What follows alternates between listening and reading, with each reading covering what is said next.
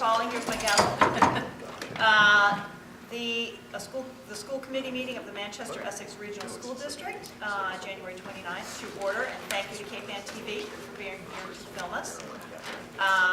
Any public comment? No, I don't see anyone. Chairman's report. I really don't have anything other than we talked briefly today about the later start. And I think we are going to start bringing in some other districts to talk about their experiences. Maybe one where the vote didn't go over and it didn't work, and then a couple that have worked, just to kind of see what's out there, what the information is, what worked for them, what didn't. And Rachel had a great idea. We're going to call it the listening tour. Actually, that was Pam's idea. Oh, it was? It was Pam's idea. The listening tour. Yeah. So it's really just a fact gathering, information gathering kind of thing. Huh? May I make a request of that? And Yes. that is that it be a focused conversation, so we have an idea of what we're walking in there and what we're interested in hearing about, and that we have data points that we can attach to. Good idea. And I think that's about all I have for the chairman's report. If there's anything else hot and heavy. So let's move forward with the consent agenda. Do I have any questions on any of that? Anything? Anyone? Consent agenda? Motion to approve? Second? Anybody? Second. Okay. All in favor? Aye. All opposed? Any abstentions? Okay. Any discussion? All right. Motion carries. Great. Subcommittee reports. Trip subcommittee reports. Are they all trip related? No, That's just a typo? partially typo in there. Oh, you guys should let me know. Where is that? I haven't Oh, seen it yeah. here. Right Oh, before. others on the It would have side. been trips. Committee. Used to be under consent agenda. Thought so. So we just moved that. Okay. Elementary facilities. Caroline and Annie, anything going on? I was not there because I was not. Oh, sorry. Did I I find the wrong agenda to copy them? No. No, I have them in that old paper, so I'm so confused. Like, this is from December 12th. So we had our school building committee on Tuesday night, and it's really just moving along, and we had more updates of what the building's looking like. They brought some of the hard materials, not for color, but for, texture and how it will look. So that's moving along, but we're February 5th, is that right? Is when we are 6th meeting combined, all of us, or just school building committee? School building committee. To approve, and then it's going to be going to MSBA. It's not a formal board vote, it's just more of to let them know that we are in line with where we are in the agenda. Anything else? All the one thing I want to say about the school building committee, all the subcommittees, they're working really hard, and reporting back how we do. Took a little bit to get there, but I think they are all Seems really, to really be working well. yeah, Very efficient and productive. yes. Great. And Pam and Avi are in on all of them, so they're working hard. Just have a quick, can you touch on what the subcommittees are? Is there a list on the site? I can look it up. Yeah, there's a, I mean, have they changed from, no, well, there's more now. There's more, There's, right. I'm just curious. yeah, MEP, there's Site, there's education. but Design. MEP handles like all of the heating, cooling, infrastructure. Yeah, Site is the external site issues. okay. There's Education design, group. which is education group, sorry. Education is like Program. program, yeah. And then, Checking to see the building represents the program. yeah, and then design is really more with it, look towards aesthetic. And those are the big ones as a more. Yeah. There's been the working committee on the bonding, which is kind of separate. All right. It's not really a subcommittee of that, actually. Right, That's okay. part of it. there's Curious to see solid if there's- subcommittees. Yeah. The other piece that's going on is we just submitted our annual report to Town of Manchester, and we did a building project update. We're due to do it anyway. So we've got some content that we can use that I'd like to update the site with and put out some new pictures, because the building's starting to look a lot different than, same concept, but it has more detail to it, so it's starting to take shape. So we'll start to circulate some new photos of that, if not end of this week, beginning of next week, and try to get that perfect. Great. So. Okay, great. I think that's a great idea. And then when you put it in the cricket, is it too early to list the community meetings? No, and I did Lauren and Christina and I have been going back and forth because everybody's wrong about when the community meeting is. It is going to be March 13th. Sir. And that's just the 7 PM, not 9 to 7 PM We're all only? comfortable with that. So it'll be a 7 o'clock on March 13th, and that's going to be the basic general community meeting. We're also going to have a separate meeting with the abutters. We have a letter drafted that'll be going out to them, asking them to forward us their contact information so we can keep them abreast of things that will be happening on the site that might impact their home life. So we're going to try to be very proactive with that. Christina has stepped in to help us manage that entire process. So once they send us their information, we'll send them an invitation. And what we'd like to do is meet with just them so we can address issues that are of concern to them about the project. And then in the first week of May, we'll be having the parent-focused meeting, which deals not so much with, what the building's going to look like or the general timeline, but issues of concern about inhabiting the building next year when the project's going on. That's the first. That's the first week of May, I believe it's May 8th. May 8th. So if we're not going to do, and we can talk about this later offline, but if we're not going to do one during the day, I do still think it's hard for the school age parents to get out. So I think we might want to import a PTO or something, go to one of their meetings. So maybe have a smaller version of the team go and give the. Or just us, not the team, but Yeah. it's hard for them to go. One quick question, Avi, for you. I know that when we built the middle high school, that there were concerns about foundations when we did blasting. How do you know how far, to do that audit, pre-audit before that? I mean, how's that, how that works out? Because there are people who are making claims that we, So when you do work in an area, it's normal for people to wonder. People who might feel vibration or something like that, and what we've been told are primarily sound vibrations rather than ground vibrations.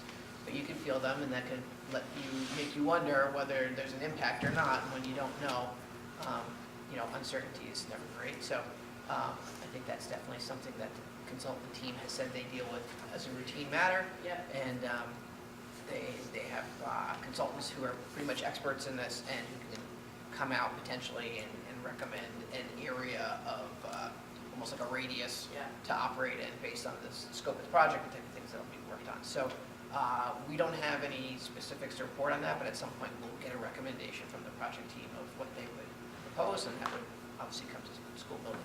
Great. And the goal is to be proactive.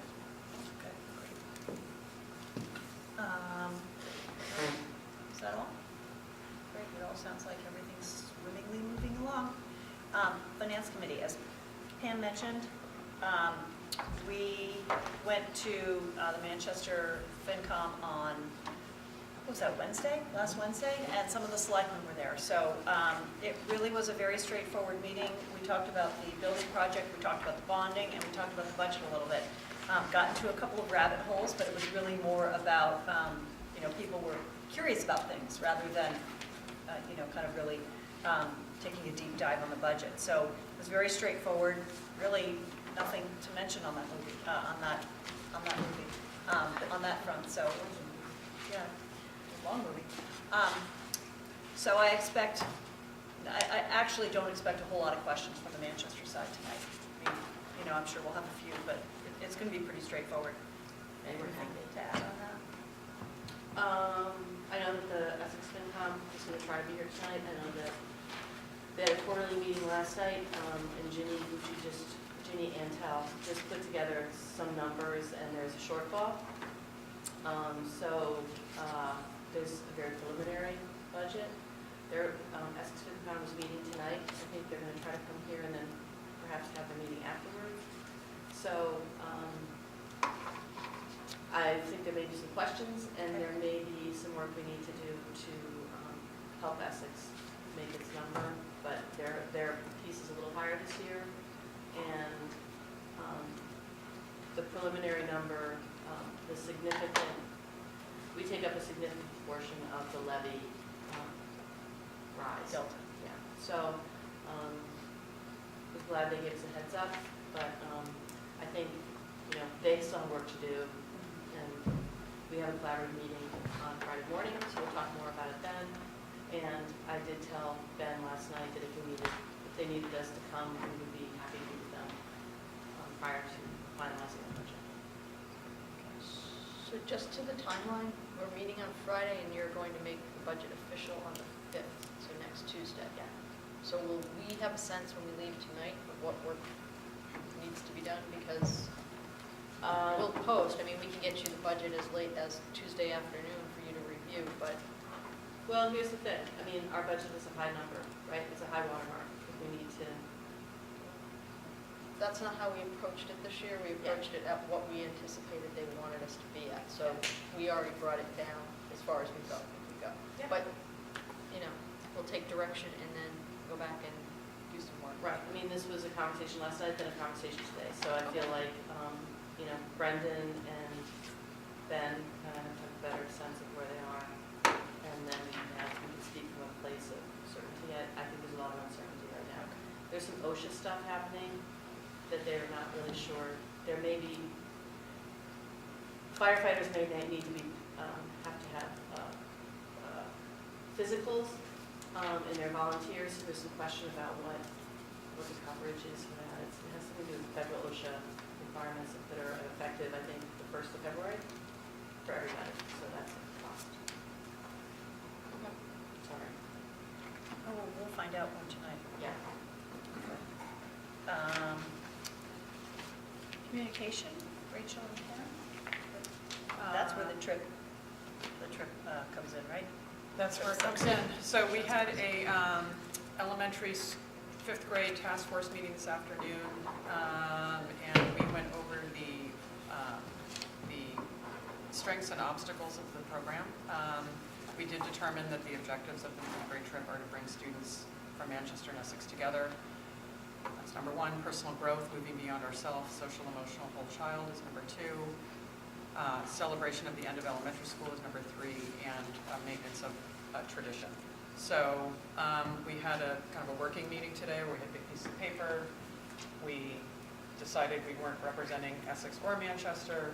We kind of did a little exercise to kind of clear our heads of that, and then we just put together Post-its of strengths and weaknesses for, does it meet objectives, that sort of thing, budget, cost, and then Tricia's going to compile all that.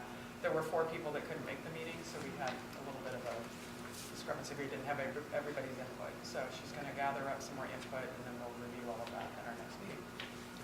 There was reading through the comments, there was a lot of very diverse, thoughtful comments and feedback, so Yeah, really excited at the level of input already.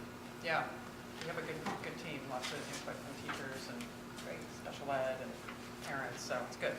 Was there any, Chugging along. is there any surprise? There were concerns about, this is obviously into negatives or positives, but I think both sides were equally filled out on all the ones I saw. And Yeah. It was, I think, a pretty balanced view. Yeah. Thank you. Yeah. Negotiation team. We're working in sort of breakout groups right now, and the working conditions group wasn't able to meet this week because there were so many teachers out sick. So I don't know if the Stevens group is able to meet. We're supposed to meet tomorrow. Are we still meeting tomorrow? We are still meeting tomorrow. But tomorrow's the whole big group, isn't it? It is. So The working conditions group was all sick. Okay. It's a joke. No, I'm just not going to make it. Yeah. Okay, But we have a big meeting tomorrow. great. Thank you. Great, we're good on time. Yeah. Mine is quick as well. Spencer could not make it tonight. He had an away game, but he is still with us and will be here at our next meeting. And then my update is just around, we have hit the halfway point of the year, and we are now digging into preparing for next year. So we had our pre-K screening last Friday. We are underway for kindergarten registration, and scheduling has begun for next fall. So we are already turning toward 1920. And I've also arranged to meet with Cheryl Marshall, and I will be meeting to talk about everything from February break and April break to summer plans for Parks and Rec. She understands it's going to be a little disruptive, and she seems like a willing partner to try and figure out best case scenario for both the school and Parks and Rec, and I think our game plan is to get them access to the middle high school to use as a substitute for Memorial. So more to come on that. Great. That has been what we've been up to since our last meeting. On the kindergarten screening, Yeah. are you seeing any outliers? You seeing anything enrollment-wise? Pre-K as expected? screening. We haven't done kindergarten. Pre-K. Yeah, pre-K is 3-year-olds and 4-year-olds. Right. Who might be new to the community, who might be eligible for required pre-K services, and then we'll do our peer pal lottery later in the season to round off. What are you seeing in those numbers?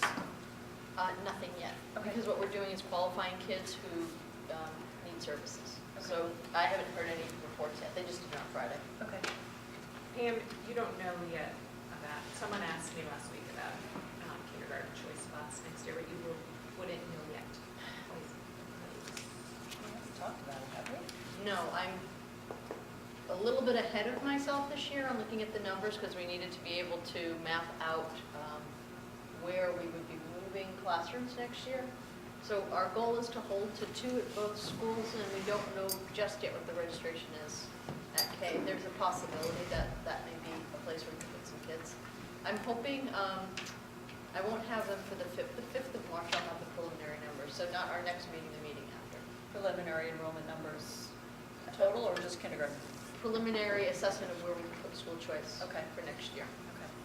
I think it's safe to say, don't hold me to this, but it will be all elementary and sprinkled in the grades. On that subject, sort of loosely, what are you seeing in terms of 9th grade and kids opting out for, are you hearing anything about kids opting out for, other schools in 9th or 10th grade?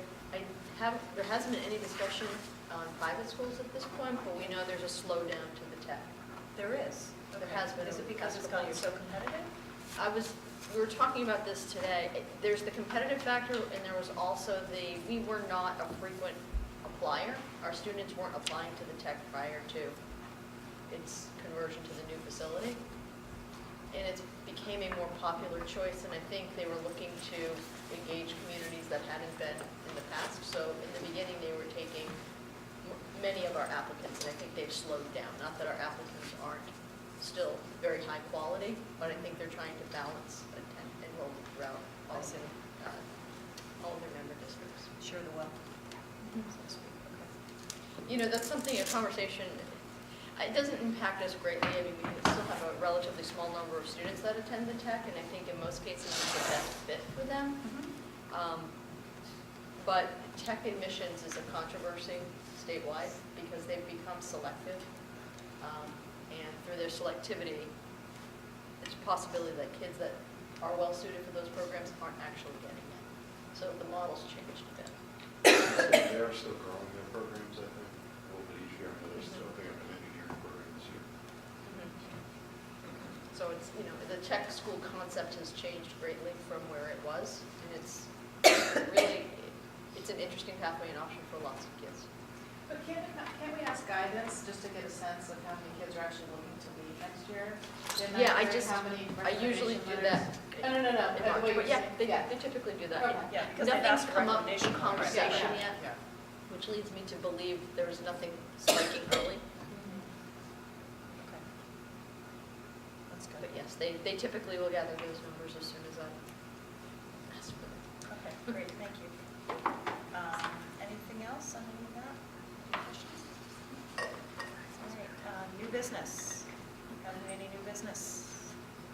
Okay, why don't we jump into the bonding and then the food service. You want to do it in that order, Avi? Sure. Okay. So on the bonding, things are moving along quite nicely. We're supposed to go out to bid on Thursday. We've had a working group of members from the Budget Collaboration has appointed a working group with members of town representatives from both towns, because the towns do take 100% of the debt assessments.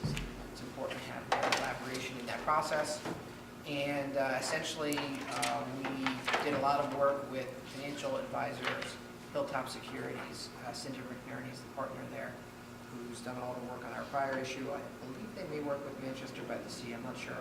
They've worked with us for years, and they've been the ones that have helped us to provide scenario planning back when we did long-term capital planning, capital for all three buildings back in May, a year ago. So things that we have agreed to was that we would go with a $35 million initial bond, essentially bond as much as we can up front, minus a small portion that we want to hold out until we have a better sense of what our exact MSBA reimbursement will be. So that amount would come maybe 2 years down the road. Reason being that people feel like interest rates are good, favorable, and good to strike while the iron is hot. And so that's a big decision. We looked at different structures. The middle high school debt, we pay the same principal every year so that the total payment goes down each year. You save money over the long term, and we are looking at the same type of structure for this. And as a result, whereas we did estimates for fall town meeting and the ballot votes of about 5% interest rates, current rates are looking closer to around 3.5%. So we budgeted conservatively at the time. We could save up to about 20%. So whereas the total all-in cost, including interest over 30 years, at the time we were thinking might be somewhere around 62 million at this point. 62 million currently versus about 77 if you did 30 years times the number that we had proposed at the fall town meeting. So that's basically going to save us $15 to $16 million in total, which is real money. I think will help. Taxpayers will definitely feel that to the benefit. So we go to bid on Thursday. We get bids, and basically it's a competitive process. Whichever financial firm wants to lend us the money at the most favorable rate is what we'll choose. And we'll bring that back to school committee for some important votes and signatures on February 5th, which need to happen for that debt to close. There's been a couple other things. There's been a lot of legal work with bond counsel, a lot of documentation about our district, and also getting documentation from the towns. And that's been going great, but one of the things we do need to do is just have a couple signatures that I didn't realize we were going to need originally tonight. There, just to indicate that the regional agreement hasn't changed and bylaws haven't changed, that sort of thing. So in the past, we had a district secretary that was essentially the school committee chair. In most cases, occasionally was the actual secretary. It would be very helpful if we could get just clarification of that going forward. Probably should just be the school committee chair. It's not the person who takes the notes, it's just a person who has authorization to act and sign. So I would like to see, with apologies for not asking previously or sending them with the notes ahead of time, whether we can just get the school committee to formally appoint or agree that the school committee chair will act as the secretary for executing documentation. Is that subject to a vote? I think it would be just a good idea on paper since we're dealing with attorneys. Okay, I guess I can't make the motion for No, that. so moved. Second. So motion Shannon Irvin will is- be the school secretary. All in favor? She's got to write down the motion. Appoint the school committee chair as district, school district secretary for the purposes of executing bonding report. All in favor? Aye. Thank you. So I'll have something just for you to sign that just indicates we haven't changed our regional agreements. This is 2007, a couple other things.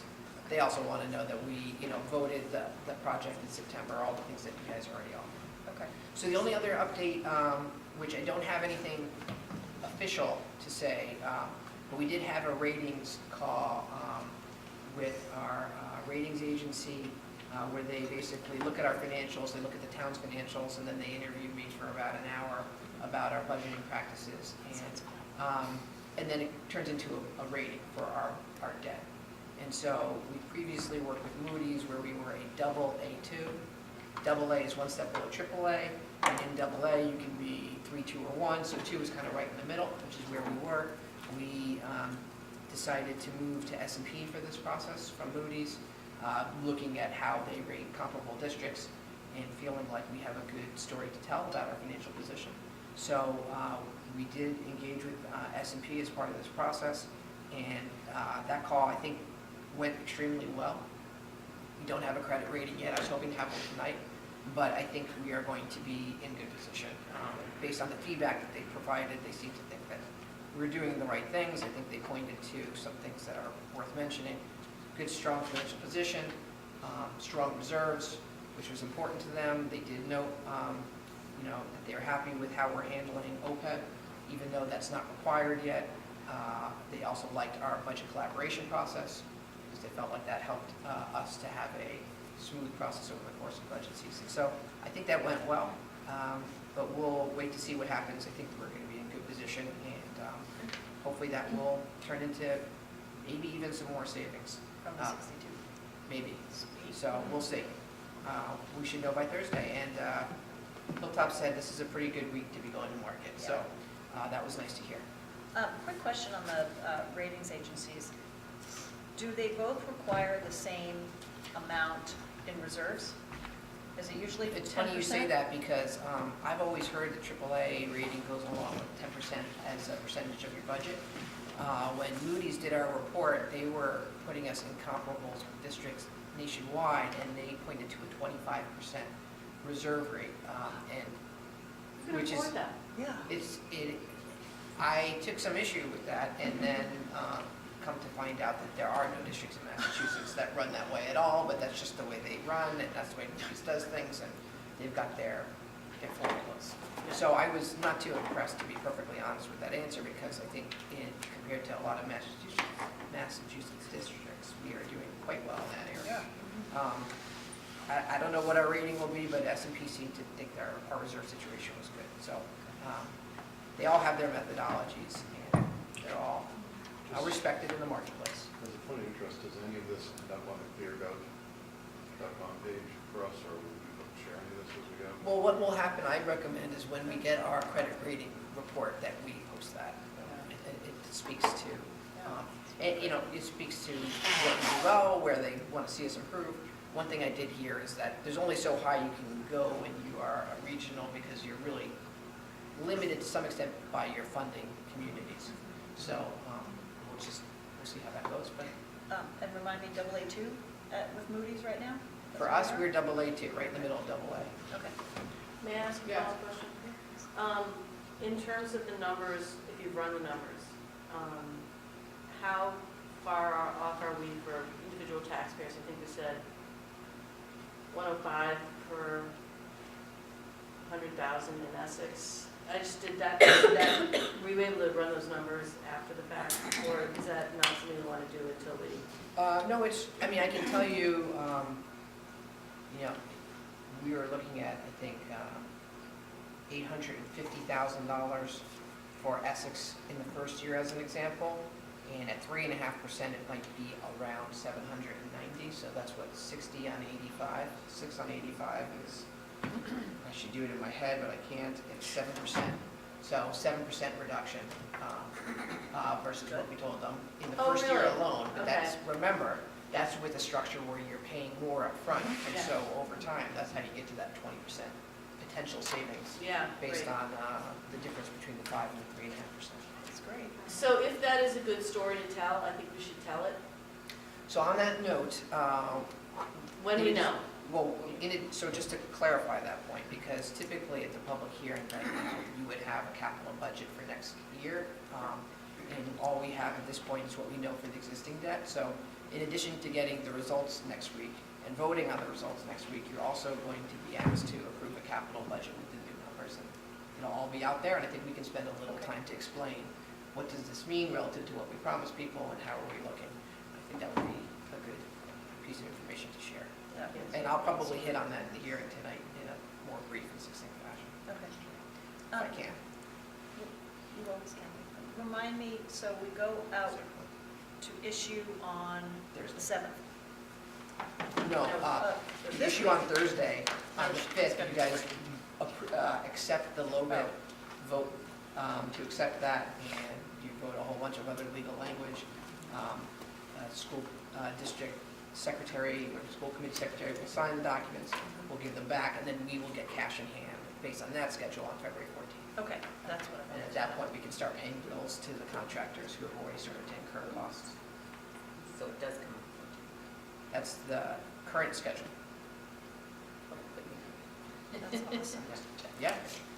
And that will come with some other things, by the way, potentially some interest income that will accrue to the project as well. Oh, good. All right. Great, thank Don't you. worry. That's all good news. Yeah, sure. It's been, Um, it's been a All long right, time. let's Yeah. talk about food service. Okay. So, And do you want me to bring this up on the screen, or should we draw it here, or should we just talk about it? Do you have a preference? I would say we're pressed for time, so Yeah, let's we just go off our Okay. copies, we Okay. don't get this All right, great. So do you want to frame the basic conversation sometimes in I've got a good financial analytical approach to this, but I think sometimes it's too financial and analytical. And in talking about it with Pam, I realized that there's just a broader picture to it. Maybe you don't mind I setting would the just table. say, yeah, set the table, food service, the food service program sits outside our general budget think of it as a small business that exists within our larger operation. The concept is that they should run free and clear of needing resources from the general fund. That's the theory, but it's never the case. I don't really know of any colleagues who have a food service program that doesn't rely on some type of funding to support it. So in theory, they generate enough revenue to pay all of their bills, including food, labor, healthcare benefits, et cetera. What Avi's going to take you through is where it's going to show you how over the past 3 years since we moved to contracted service, they have done much better to close the loss gap each year, but we are still not at a point where they are operating fully independent of needing resources from us. So I think the big story, the two big pieces that I took away from the presentation when Avi took me through it is they've done a great job at closing the gap on uncollected monies. So you'll see that that's a fraction of where we were. However, they cannot make enough money to pay the health care benefits of the employees. They cover the labor hours, but health care is something that we're going to have to backstop. The reason why it's coming to light right now is because when we didn't have a contract, the employees were district employees and just sat in a large health care pool with everybody else. We never identified separately or charged a cost of health care to the program. We paid it in bulk with all of the other employees on the payroll. Now, because it is a separate entity, we're going to need to make an annual allotment to cover those costs. And I think Avi will show why that is as we go through. Are there big picture questions? Yes, I have a big picture question. This may seem pretty basic. We are not actually paying those healthcare costs. Chartwell is paying those costs. Yep, correct. And so if we have to backstop it, So just to who are clarify. we paying? That's right. So we are just putting money into the standalone revolving fund where all bills to Chartwells are going. So Chartwells gives us a monthly invoice. We pay them. It has all clear line items of what their bill is for, which includes staff, management, food, as well as benefits. Okay. Whereas before, when it was our own program, all those same things were in the revolving fund, except for the benefits, which was paid together with the district lump sum. Okay. So we pay them, and now, because the revenue in the past has always been enough to cover everything except for the benefits, we just need to make that line in there. We pay for it in the district budget. Now it's all consolidated 100% in the revolving fund. So for, I don't know how I want to phrase this. Very simplistically, they send us a bill every month or on a That's right. regular basis. That includes all of their costs, that includes our contract agreement, but then there are also some health care in there too. Yep, and Well, the whole thing. That's right. Social Security, Got it, okay. healthcare, Medicare, all the typical fringe costs there. Okay, I just wanted to understand the mechanics of it. Yep. I'm confused because is it more than arbitrary that you're assigning the gap to healthcare? Like, they have a shortfall and we have to contribute, but you're calling it healthcare, but It could be, so that's a great question. It could be just about anything, but just to remember, when we put this out to bid, what we were doing was saying all employees were going to migrate. We also said we wanted to keep the pay rates the same because we didn't want the outsourcing to be about having some other company take them off the books and then suddenly pay them less. And we asked them to provide equivalent benefits. It is standard to ask for some type of a break-even guarantee, and we knew that that couldn't happen with the benefits. So we agreed as part of our bid specifications, which we talked about with school committee at the time, to ask for the break-even excluding the healthcare benefits. So now that we're at this stage, sure enough, they're pretty much hitting those targets. And if it weren't for healthcare, they would be right there. And I think I landed on healthcare because when we assessed the successfulness of the program prior, we never held them accountable for covering the costs of healthcare for their employees. That was something always assumed by the district in a larger pool. So when we looked at the pieces that were working and that weren't working, making enough revenue to cover that cost was never one of the goals of the program. So it seemed logical to carry that forward in our way of determining what the cause of the deficit was. So if you went an apples-to-apples comparison year over year, how we assessed the program prior to now, healthcare was never part of that assessment.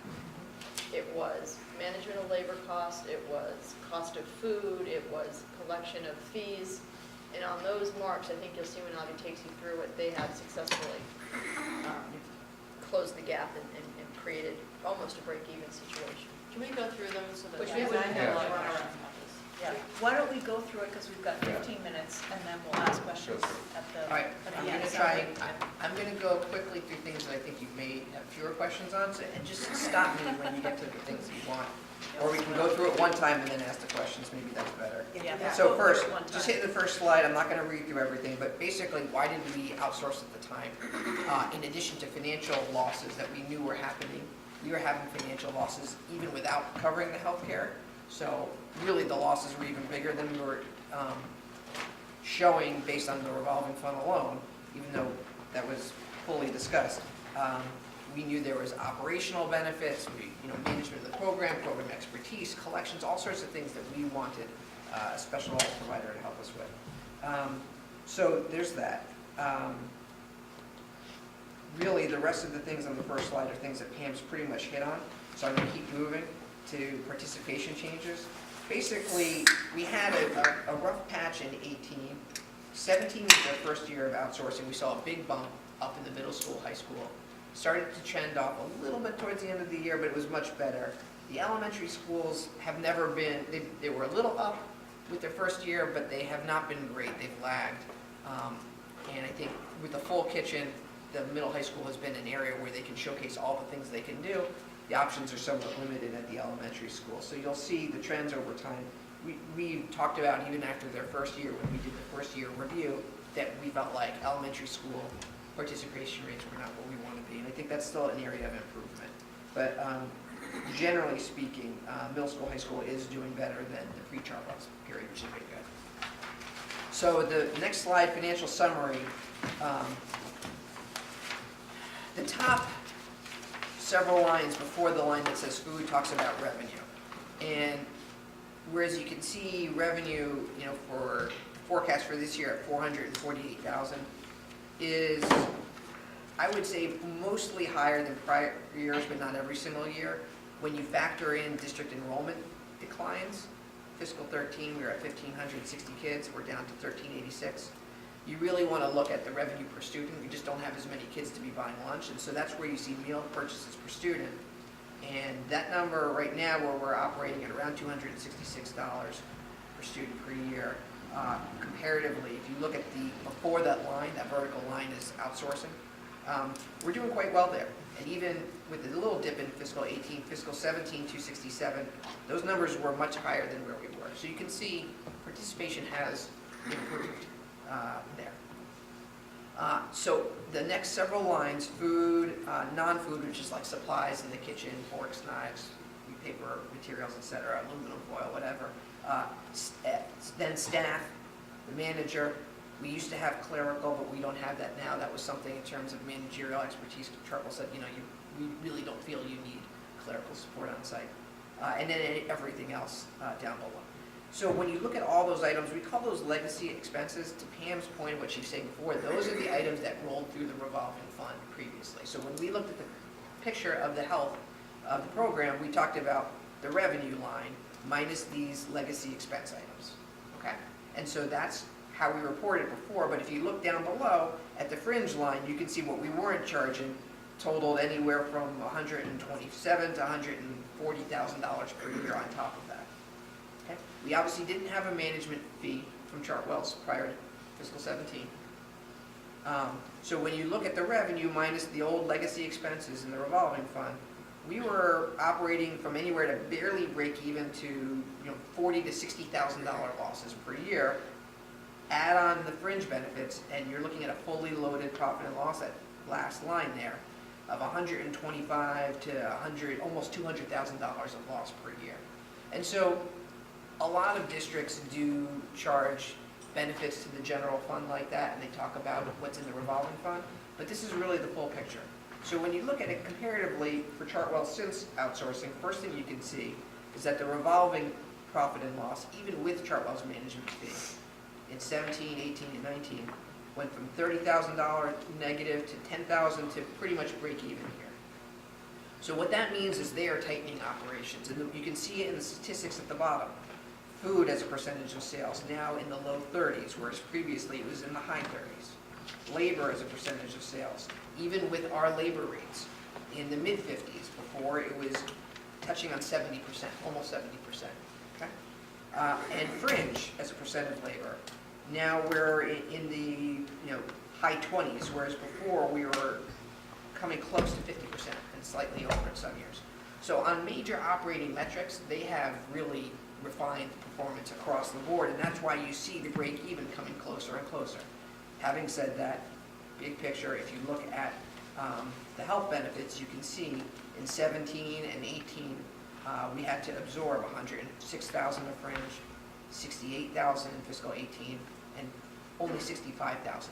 One of the things to remember in fiscal 17 is that we had a couple of months where people were still on our books. We didn't move people till October. And so that's one of the reasons why that was higher. Basically, they manage that expense differently and more aggressively, to be perfectly honest. So big picture, what you're seeing is that the operating metrics, I think, are very good. The revenue metrics are very good. We have this fringe item, and we're attempting to do something that few districts do, which is to put the whole kit and caboodle in one place and show it to you there. So hopefully that summarizes some of the things Pam talked about. I'll move on to collections on the next page. The top section, negative balances, shows the total at the end of the year of what was owed for accounts that have gone negative. And you may remember that we were talking about in outsourcing that this is something we needed to manage better, and how we went from just a $3,000 item up to 6 to 18 to numbers all the way up to 37. And this is all prior to outsourcing. The numbers down below, the second section, shows just the changes over time. So, for example, 13 to 14 went from, at the top, from 6,166 to 18,273.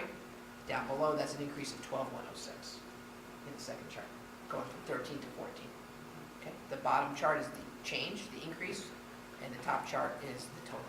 So what you can see post outsourcing is they brought these changes per year from down to $9,000, which was pretty much a low for several years running, to $5,000, to really, right now, we're actually ahead of the curve in terms of the change, with being slightly positive.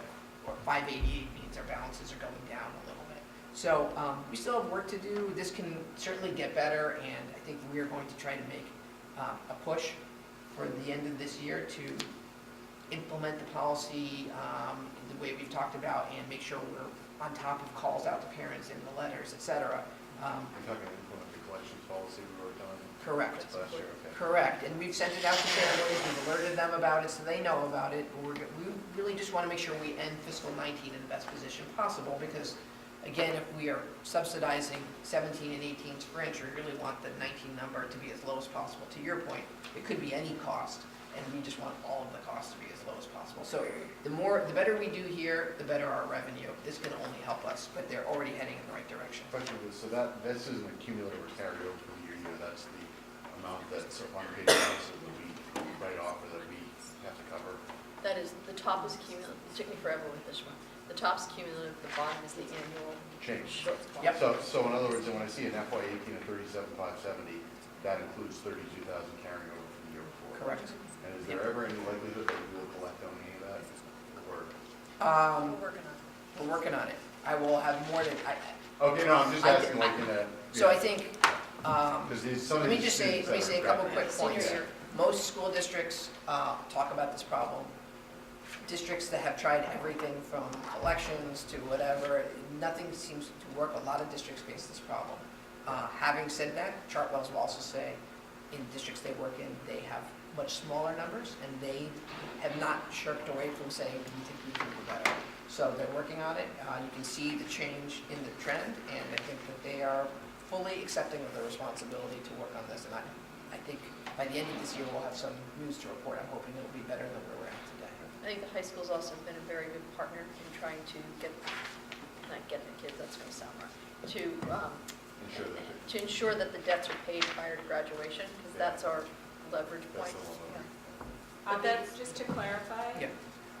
the top chart that says negative balances, you said it's getting better, the number's getting higher. So what you're showing is the amount of money they've collected successfully?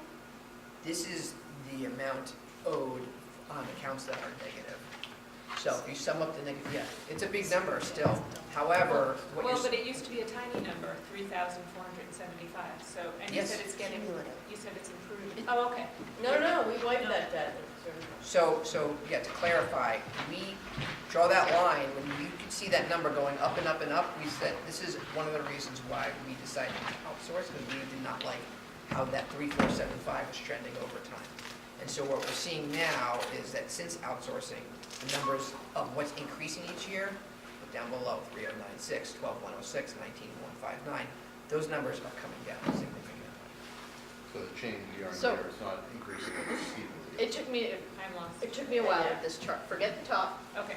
The top is, if you take all of the numbers on the bottom and add them up, year over year over year. The bottom row shows you, in FY13, they were missing $3,000 in collection. Okay. In FY14, they failed to collect $12,000. So 4 times over. In FY15, in that year alone, they did not collect $19,000 in owed fees to the school. That's not, it's not cumulative? The top is The top is cumulative, the bottom is So what we just they write came up off, short what do we every do year. with we cover the cost every year? Well, what it is We it's, zero it out. it's not even zeroing it out. It stays on the books, which is why the top is where the top is. But what happens is our revenue is artificially suppressed. If we had collected that money, we'd have higher revenue with essentially the same cost, Got and it. it would all drop to the bottom line. So if you do a better job in this, the only thing that changes is your revenue goes up with similar cost structure because you're paying out those meals to kids, and your profitability improves.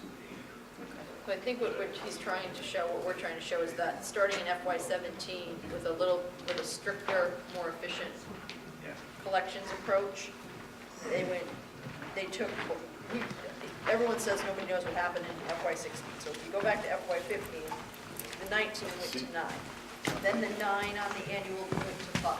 So it was almost cut in half. And now this year we're projecting possibly cutting in the black if we can get it all together. I doubt we'll have every dollar collected because it's just, we're dealing with people. But it's trending in the right direction where instead of it doubling every year, it's halving every year. That's good, that's good. This is a good story. Okay.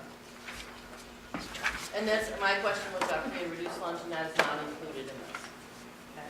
And this is troubling to me that 8.7 qualify, but many don't.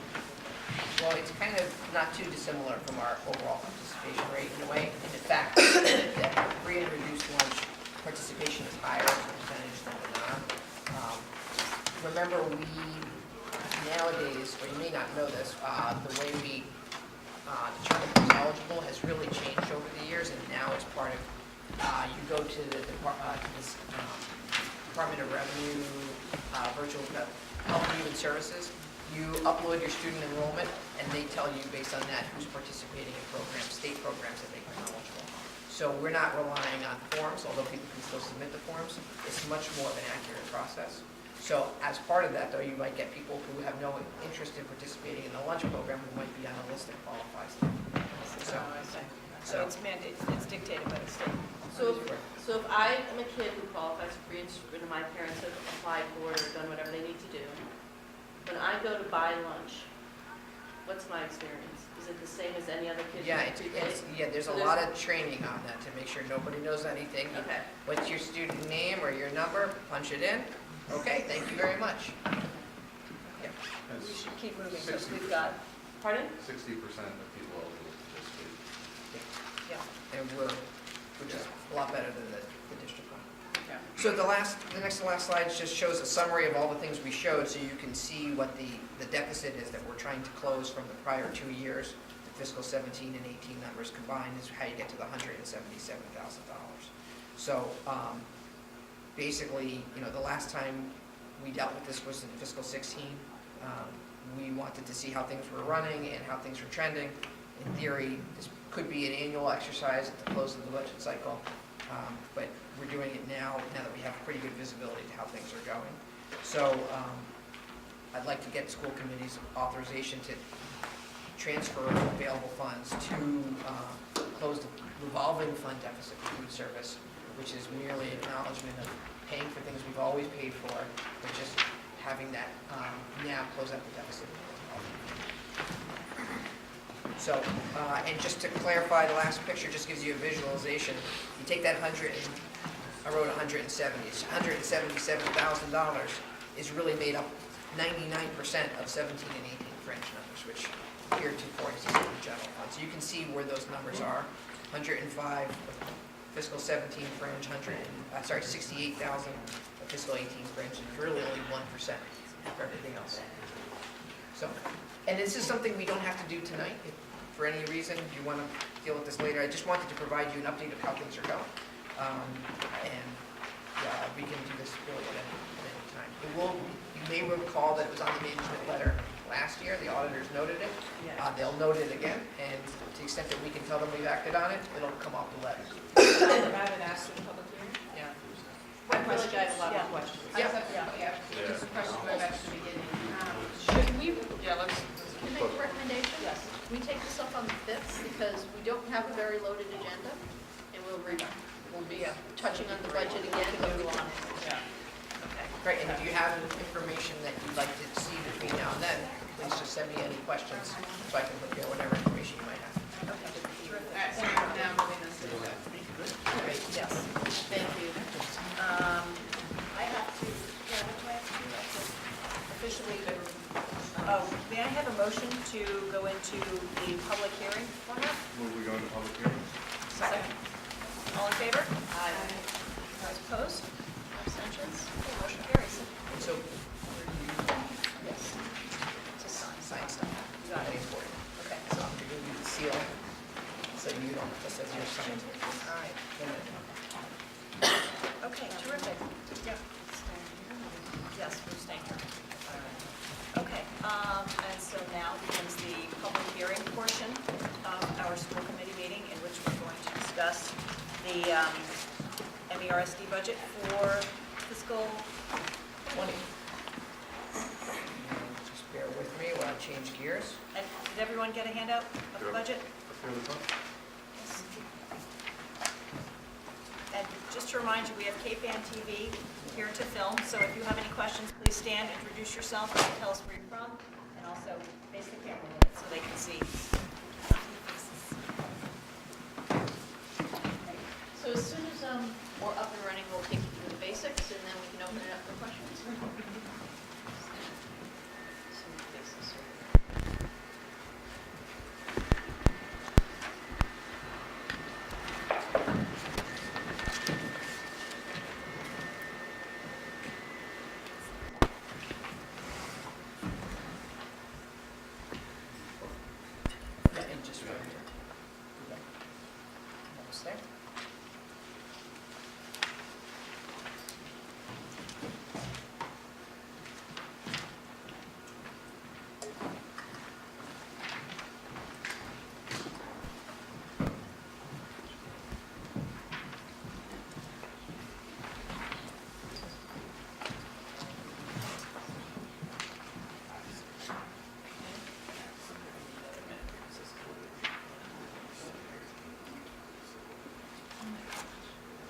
working on our technology.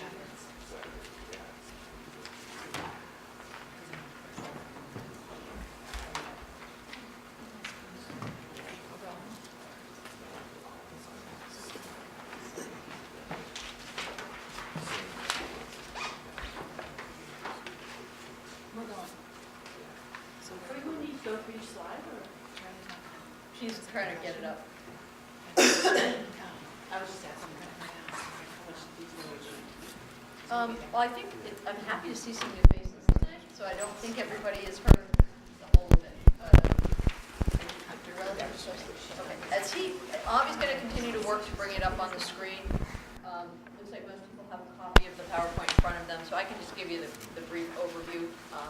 Typically, how we do the presentation is I tend to address the higher order issues, the big picture, some of the details around the thinking of the decisions we've made. Avi is the details guy with all of the numbers. Each year, our budget process is basically the same. It's built off of a set of goals, both for the district and for the budget. Key to both our overall school goals and our budget goals is trying to live within the 2.5 levy limit, which is our budget should not exceed the town's ability to pay and force the need for an override. We've been very successful in that, except for years when we've mutually agreed that we needed to fund at a higher level to either achieve overcoming deficit spending or deal with some major issues, and I think this fall is a perfect example of a separate project that requires voters' approval. So you'll see our budget is within and consistent with our goals to maintain a high-quality school system and to make sure that high-quality school system is within the town's abilities to pay. So each year, as part of our budget development process, we consider 4 major building blocks: student needs, special education needs, fixed costs, and facilities. We do separate student needs and special education needs are one and the same. However, we identify special education separately because it is mandate and compliance driven, and we're not always afforded choices of how to spend our dollars there. So it's important that we set it aside and do a separate accounting for it. We consider fixed costs and we consider facilities. Student needs drive the issue, and I think our pragmatic approach to living within our means helps us to determine our wants from our needs. So we start with our wants, and then we try to find efficiencies or means of reorganization in order to achieve some of our wants beyond our basic needs. So this year's budget is basically a level service budget. However, we feel it's important to note that it's level services coming out of a 2-year period of cutting the budget to live within the means of the towns.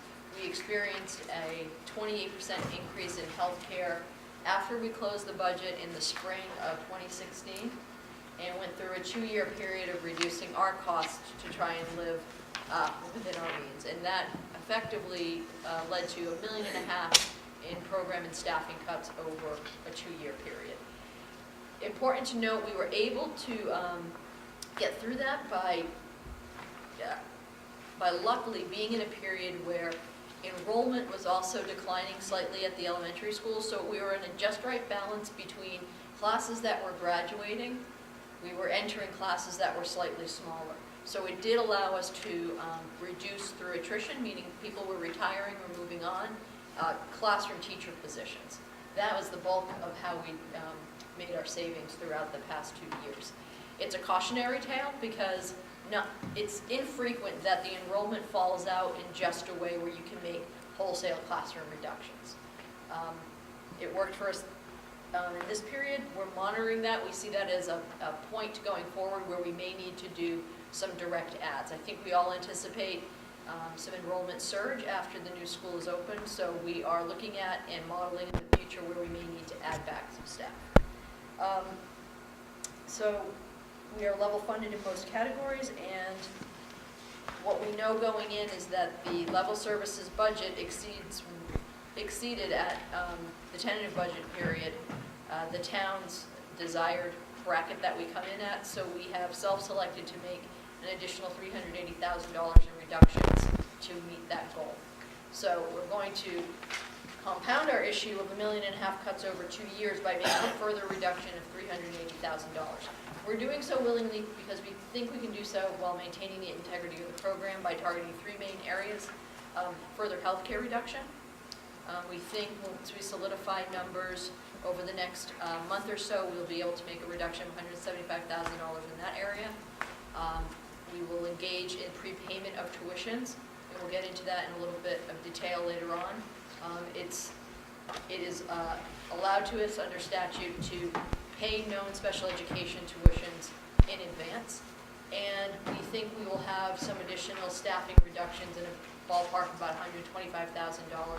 Again, due to enrollment roll-off, it's going to give us the ability to consolidate some positions, move some staffing to the high school to cover the larger classes, and I believe reduce a position through attrition and retirement. You want to get into some of the numbers? Sure. So just, I think Pam's really kind of identified how we really began this budget cycle with the end in mind. Where do we want to end up, knowing that we typically roll a level services budget where we just try and keep the program in place? What is the difference between a level services budget and where we want to end up? Trying to keep those spending levels and town assessment levels to the manageable level that we know can work for the towns to stay within the community. So having gone through that, here's some of the big picture drivers of line items that you might see if you look through the full budget document. There are some copies of it over there. We previewed it at the last school committee meeting, but for those of you who are here for the first time, health insurance is always a big topic of discussion, especially given the fact that we had such a bad spike in fiscal 18. As a reminder, prior to fiscal 18, we had had many years in a row of it being an area of positive budget news due to active negotiation with insurance providers and ongoing changes to our benefit structures, which yielded savings. We had that big spike. Things have started to trend better, even towards fiscal 19. We talked about that when we did our budget update in the fall. The rate of increase in the budget is 8%. So that's essentially, for those who are familiar with the health insurance marketplace, that's kind of a market trend increase that you typically get if you're running sort of normal. For those of us who live in the world of Proposition 2.5, we know that anytime you hear a number like 8% in a budget, it sounds like an unsustainable number, and in some ways, you know, over time it could be if you didn't do all those things to manage your costs. But this 8% is a healthy renewal and good experience with our claims utilization, which currently seems to be the case. Compensation, we have a 2.5% cost of living adjustment, acknowledging that we've been somewhat low in prior years. We've tried to maintain tight budgets. So this is just an area of making sure that we're comparable. We use a lot of data to look at where other school districts are. We're a high-performing school system. We are not on the high, we don't typically range quite as high on the compensation, so this is a way for us to get kind of back in line with where we should be, but it's also a number that can fully live within our multi-year model. And so we feel like that's going to work with a sustainable budget. Utilities, we've had good years for many years in a row on utilities. Last year, if you may remember when we closed the budget gap, there was some ability to generate some savings that we forecasted based on some of the new program improvements that we put into place. There's a major solar upgrade that we had at the middle high school for those who've driven by the building. We've also had a lot of benefit from the town of Essex, helping to put Essex Elementary into the queue for town green management programs and grant funds. So we've been able to put some investments into this building through partnership with the town at no cost to the district and no cost to the town, using grant funds where we can begin LED conversion, for example, upgrading some of our HVAC system here, as well as looking at building automation controls to better control temperature and energy usage. So those are things that enabled us to bring the utilities costs down for the FY19 current year budget, But relative to market rates, when we go out to bid for renewals, we're seeing that we have been, rates have basically gone up. That's a sign of, a really strong economy. The economy is humming. There's more usage across the market of utilities, and so rates tend to go up. So we've certainly seen that. And so roughly 10% increase in the budget year. Transportation is another area we've talked about a lot, where a good economy is great in a lot of ways, but not for keeping your costs down on low-skill labor jobs, where typically those jobs get harder and harder to fill. If you've been reading the newspapers, you've been hearing about a lot of school districts dealing with shortages of drivers. It's been tight for us here, but it's been mostly managed pretty well, but it has come with more, contract adjustments that we've had to pay. We do think that this is the last year of a big increase for fiscal 20, and thereafter we have 2 years, if we renew the bid, where we can get much lower rate increases. So we're really kind of coming in line with the market there, but we kind of have a bright horizon 1 year out in the future. This is something that you see in a lot of school districts, both for regular education, transportation, and for special education transportation. So it's really not an MERSD factor as it is really just what's happening with transportation for schools around the state. So those are the drivers that are kind of what's new and different. Here are the big picture numbers. This is a $26 million operating budget with $821,000 spending increase. That's 3.25%. As Pam mentioned, that assumes that we can hit the $380,000 spending efficiencies and reductions. She talked about how we were planning to get there. With the tentative budget a year ago, we had a $900,000 gap, mostly because we were still fresh off of the health insurance changes, and we were forecasting a much higher rate than 8% because we had just gotten a 28%. I think at that time we were looking at 16% increase. The final number ended up coming in just around 7%, and so again, that has been trending in the right direction. What does that mean for the towns? That's the operating assessments. A 3.25% spending increase turns into a 3.3% assessment increase, and the difference just relates to what we get from state revenue. State revenue grows pretty slowly for us now that we don't have rising enrollment. In fact, the enrollment trending down slightly, we get the bare minimum increases for Chapter 70 and state aid. It is important to know, as Pam mentioned, beginning with the end in mind, our recent assessment increases 3.32, 3.20, 3.29, 3.30. These are numbers that are intentionally managed to try to provide some consistency for the towns. We had a revenue correction in fiscal 16 to deal with 10 years of enrollment, where we added about 27% of our student body, and that came with an acknowledgement that we would try to, now that that enrollment spike is over, manage to consistent, predictable budgets. I think these numbers show that we have been successful in doing that, even though it hasn't always been easy. And as Pam mentioned, sometimes that's led to having to make certain cuts and reductions to absorb surprise increases like the health insurance that are above those trend numbers. Bottom line is the net result for the towns has been stable and consistent. And then the separate budget for capital budget, that just covers debt service. We've had a very stable story to tell for many years because we've only had debt service related to the middle high school project. All that debt is issued and known. There's no surprises. It's issued in a way where it declines every year. And so we expect about 2.5% decline in our charges for middle school, high school debt. With the important asterisk, this is fiscal 20 going to be the first year where we start to see debt issuance for the Memorial School project. So we don't know what those numbers are going to be yet. In fact, if you were here for the earlier school committee meeting, you heard us talk about the fact that we are going to market this week with bonds for the Memorial School project. On a $52 million construction project with estimated MSBA reimbursement of $12 million, leaving $40 million for the district to pay. We are looking to bond in the first stage $35 million, with the follow-on $5 million to come subsequently once we have a better sense of our final reimbursement from MSBA.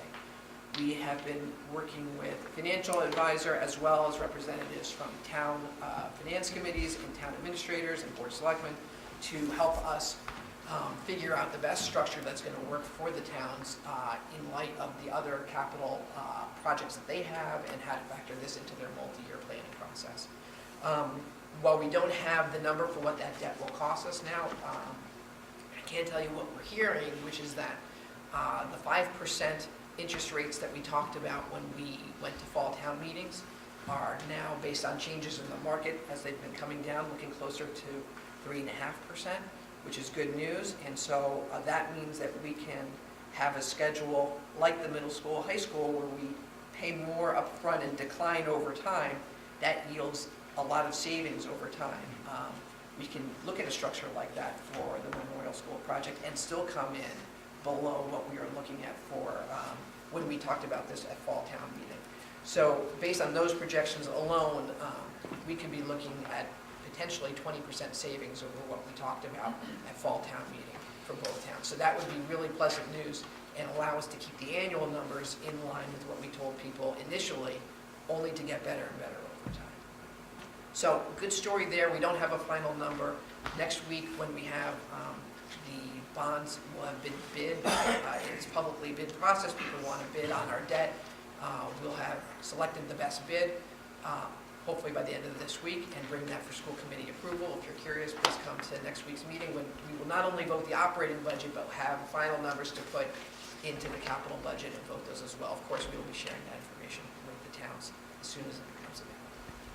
So that's a little bit of an extended conversation about capital budget, but obviously it's an important conversation. I think the 20% savings that we're looking to see is a really good news story.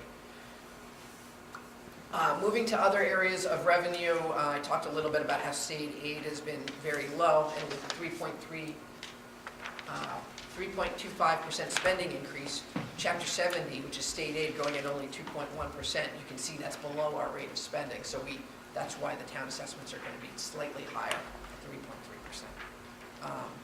We have brought other adjustments in line with what we're seeing for the current fiscal year, so we can make sure our revenue assumptions are not overly conservative, but allow us to benefit as much as possible, which helps to minimize the impact on the town assessments. We've talked over the past couple of years about the major categories, so you can simplify the budget story into some major line items. And this is a way to do that, looking at people at the top, personnel, followed by insurance and pension and OPEB, then maintenance, transportation, out-of-district tuitions, and then really everything else, and seeing the reductions that we've talked about at the $380,000. This just gives you a quick sense of what the big line items are. You can see, if I can get a cursor, I can't, up here, the percentage of total spending. Over here is the dollar increase that they represent to get to the total $821,000. You have it in your handout, so I'm going to keep moving, but certainly we'll be happy to take questions. This slide here starts to get into a little bit of detail on some of those big line items, so it provides a lot of the same information, and you can see what's going on. We talked about the 2.5% COLA increase, or cost of living adjustment increase, based on trying to bring teacher salaries in line with peer districts, as an example, and not having a change in FTE, which is full-time equivalents, basically number of heads. Insurance with pension, it's 19.8% of total. I talked about the 8% rate growth. Interestingly, we've talked a lot about OPEB, which is retiree health care benefits, and with our current budget estimate for fiscal 20, we're on track to have $2.3 million put into trust to make sure that we don't, down the road, bring to towns a big burden that would have to result in additional tax increases. For those who don't remember what we did, basically we looked proactively at how to manage our OPEB experience and expense in a way that would take the cost savings as a district responsibility rather than asking the towns to pay for that on top of our operating assessments. That was achieved through negotiations where we looked at moving to more cost-effective health insurance plans and also lowering our contribution rates and taking all of that savings and putting it into trust, knowing that down the road our retiree health care bill, as mandated by the state, would grow. And so this allows us to put money into a trust fund and to invest it. We invest our money with the same organization that invests for all state pension programs. So we take all of the investment risk out of our hands and put it into the same organization that manages the money for teachers' retirement, county retirement, municipal employees, etc. Moving along to maintenance, talked about utilities. As Pam mentioned, even though we have a level services budget, we haven't reinstated some of the cuts from prior years. That includes $60,000 to facility capital. Good news is that with the Memorial School project now going through and approved by voters, we really have one less liability to worry about in terms of facility emergencies, barring anything that happens between now and the project getting going. And so we're really focusing our resources towards Essex Elementary. I talked about the state grant partnership with the town of Essex, which has been terrific, making some proactive investments, but certainly having that capital expense go back to where it has been, I think would be an important process for us over time, because we want to make sure we can extend the life of this building for some time. We know that we're going to have debt from middle high school through 2034 as an example, and so that's still about 15 years away. So we want to make sure we're doing everything we can to keep this building in good shape. And so getting that capital line back to where it's been is definitely a priority. It's just not one we can achieve with the current year budget. Moving along, out of district tuitions, we talked about how the tentative budget had an increase that really reflected the fact that at the time we weren't planning to prepay tuitions at the same rate as we have in prior years, and talked about that being an area of how we close our $380,000 gap. So if we go back to some of the practices we have had in prior years, there really won't be much of an increase in fiscal 20. We'll be using any available savings at the end of this year, which we're going to have to manage to prepay what's allowable under Mass General Law. So that's focused there. Transportation we also talked about, so I won't hit on that any longer. This just gives you a visual to see where the money goes. Obviously, we're a people organization. If you're in town government, you might be more of a capital organization, roads and sewer and that sort of thing. That's just is one of the major differences between a school district and towns. And insurance and benefits follows right after. Between those top two categories, you're looking at 85% of your budget. These are where the increase is going. It's getting the additional money. You can see actually personnel is getting less than some of the other areas. So it's really primarily going to making sure we have that 8% allocated for healthcare and some of the other areas like transportation that we talked about. Pam touched on the gap closing measures. At this point, we feel like these are achievable. They're not easy. One of the reasons we didn't have as much of a prepayment assumption in the tentative budget was because that requires us to land fiscal 19, the current year, in the best shape possible. Well, this is a tight year.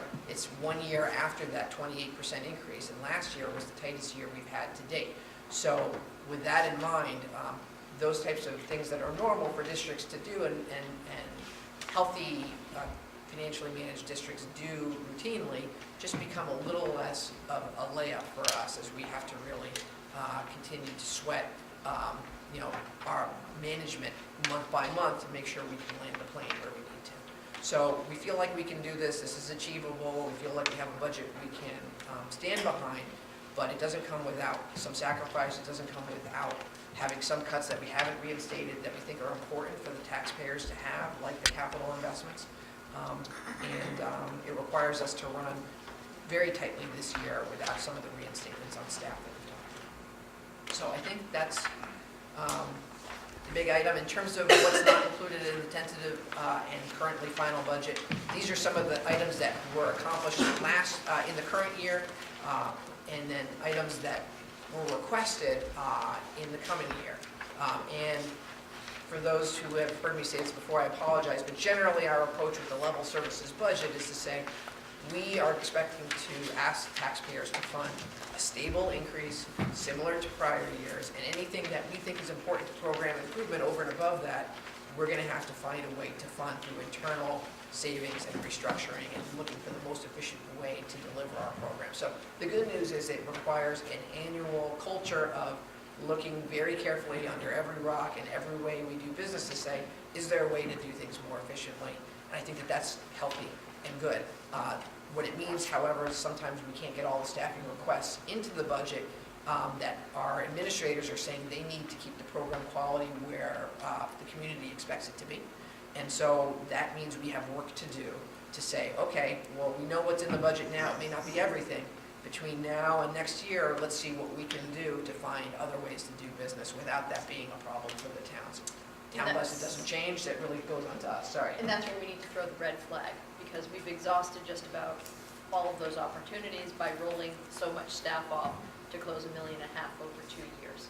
So what we've done this year is we've looked at and taken level 1 health, safety, legal, and enrollment as our priority restructuring areas. So just to make sure we are compliant in dealing with our class size issues, we're going to make some restructuring happen at the elementary to fund the bubble at the high school, which means our level 2 priorities, our best practice or program expansion, will be deferred yet another year. We're on pace in our multi-year budget.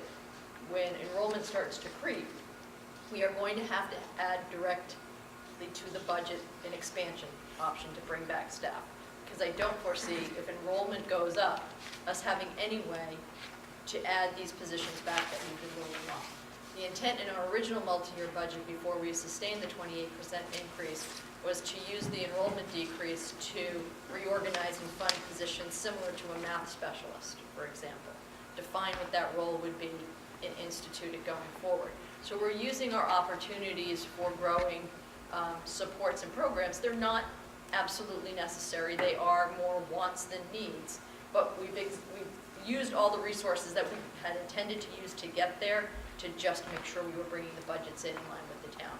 We're okay right now, but to Avi's point, we've been able to maneuver quite a bit through some restructuring and efficiencies to make some of these things happen. But right now, we're taking those chips off the table just to stay afloat.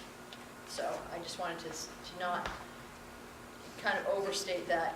We're really, the budget this year is very solid, and I anticipate it will be next year, but there's going to be that next correction that comes in. I think we'll be better positioned in that it won't creep up on us like it did last time. I kind of felt like we woke up and we had a 20% increase in students and nowhere to get all of the resources to make it happen. So I would assume that it'll be more of an incremental buyback over time, but I can see us having that conversation in the coming years. And so this is where I had a little slide issue here that didn't update, and I apologize, but basically we're here at the second bullet, and we've gone through a lot of our work on assumptions. One thing that I had put into an updated slide, I apologize, but it is in your handout, is just to talk a little bit about the apportionment, which is about how the bill gets split between the towns. I talked about the 3.3% apportionment split, and the way that's, if you look at the full budget handout, if you pick one up, on the very first page, there's a Manchester and Essex line, and you can see based on some changes in how the inputs for our apportionment have played out. And those inputs, from a formula standpoint, are in our regional agreement. Basically says that enrollment is a factor, property values as a function of ability to tax is a factor, and population as also an ability to pay is a factor. All those things roll out, and it looks like the increase for 3.3 total, $730,000 breaks into $458,000 increase for Manchester, which is 3.2% increase. And that has Manchester, there's a page in here that shows the apportionment formula at the end, that has Manchester paying 64.5% of the total cost. The Essex increase, which would be the other 35.5%, would be 3.48% increase, $272,000 for the total of $730,000. So in some years recently, the Manchester rate has been a little higher than the Essex rate of growth as enrollment and property values have shifted around. It's slightly different this year based on the inputs, and those inputs are drafted on that last page, the apportionment formula. Those apportionment inputs are the EQV, the property value one, came through. It was exactly what the draft was, so it was easy. There weren't any changes there. So really, barring any changes in how spending is allocated between instructional and non-instructional costs, that this apportionment should hold. We'll see if the school committee makes any changes in after the budget is approved. Typically, the apportionment is finalized 30 days after the budget is adopted by school committee. So that's really everything. And if there are questions or other areas people would like me to hit on, I'm happy to do that. Thank you, Marty. Do I have any questions from the school committee first? And Can we go to the school choice line, school choice page? How many kids are we, I thought we were trying to keep it steady over time. Are we losing 20 kids and we're trying to keep it at 10? What is the? Yeah, and so the answer is that we are bringing the estimate for revenue in line with kind of what we're seeing so far. And so, whereas the plan is to always, in the old days, I think we had as many as 100, the people in the audience, as many as 150 school choice kids at the top of where we were for about $750,000 of revenue a year. Moving down, it's been closer to, in recent years, to about 65 kids. What's happened as enrollment growth from the towns rose, we started to stop replacing school choice kids as they graduated. Once you're in the district, you're in permanently, and that helped us to make space for resident enrollment. So we open up spaces each year for the past few years, primarily to replace students who are graduating to the extent that we can. We put it out there, and we have to make sure that we get a match. We don't always get a match for every slot that we open, depending on where those matches are. And so that's why the revenue is down slightly, just to get in line with where we are actually. There's no plan to do anything other than to replace the students currently, although that's something that school committee addresses each year, so they may have a change on that. But that's what the budget currently assumes, is that we replace students as they graduate, but that we also are going off of where we are today. The enrollment page on the next to last page shows that. The short answer is 7 exiting. We'll target 7 to 10 to bring in, but again, a broken record tonight.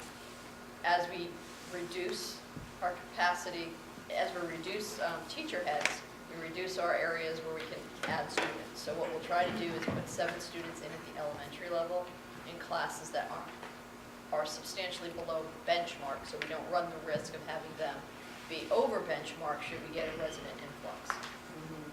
And next year, I'm looking at page 14 on the detailed budget. Yep. I'm looking at grade 8 through 11, which looks like the biggest hit we're going to take. So it's not like we can.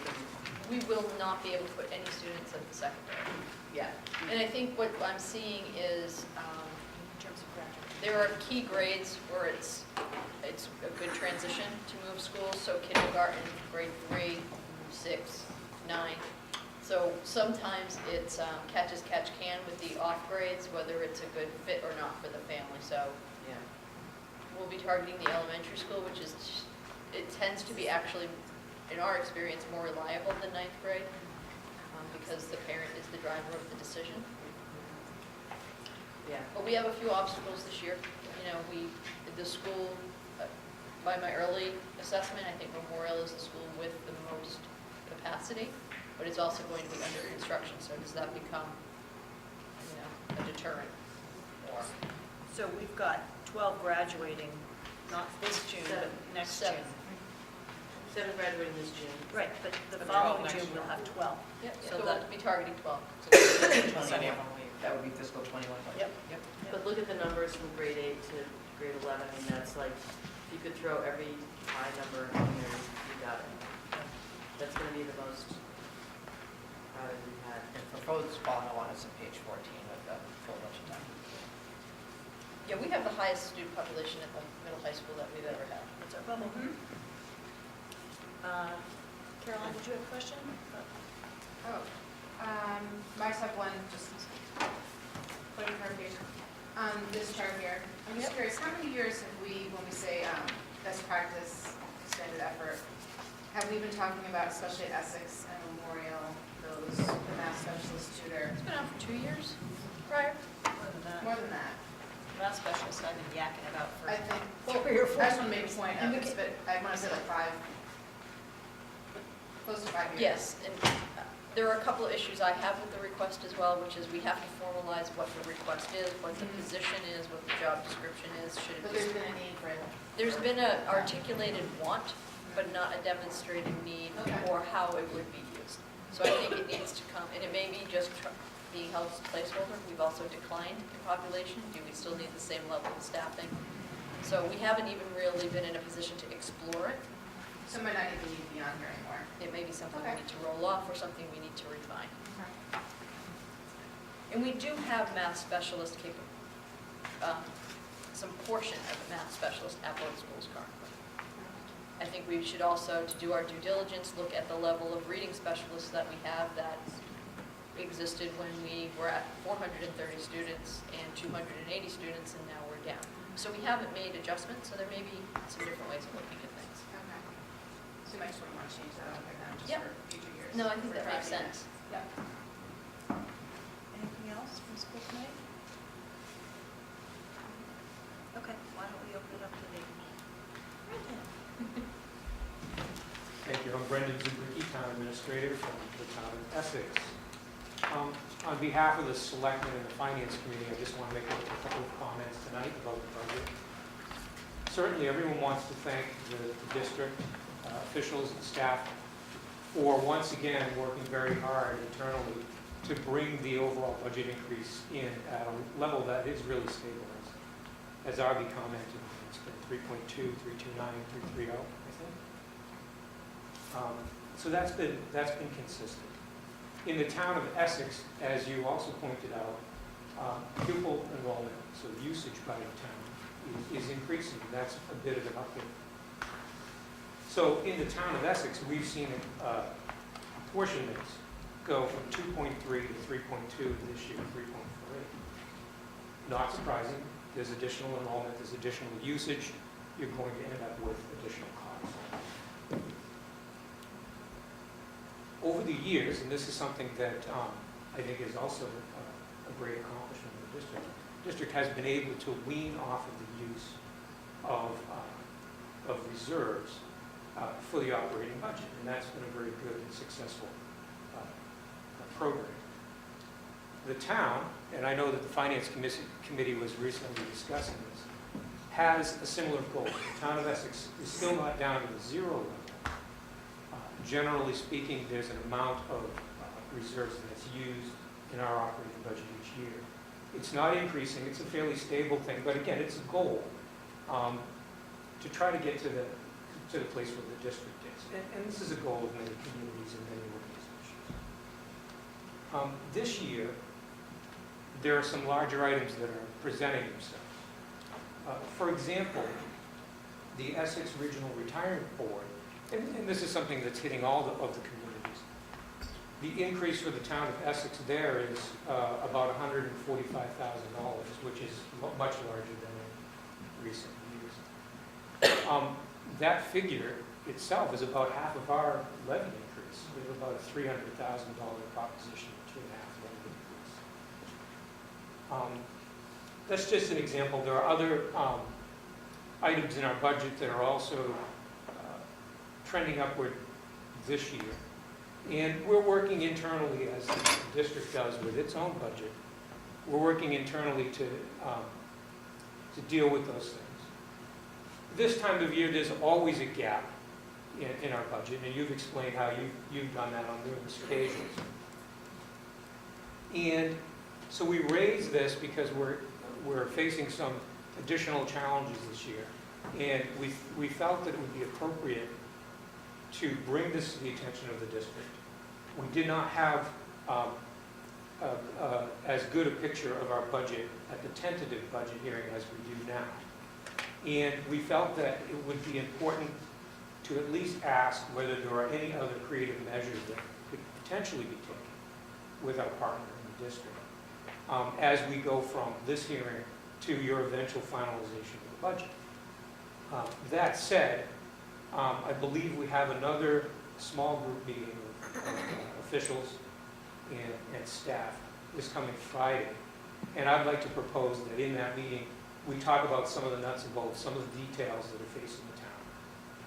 To the extent that the district has any way to help us further in that, it would be most appreciated. I'm not sure that there'll be that much that you can do, given what you've already told us tonight. But when you're facing extraordinary changes, it's useful to work with all of the components. And of course, one of the biggest components of the tax money that comes out of taxpayers in Essex is to pay for the school district. I think that's pretty much it. I just wanted to put that on the table. It's important to raise it. I don't know if you have any general questions about that.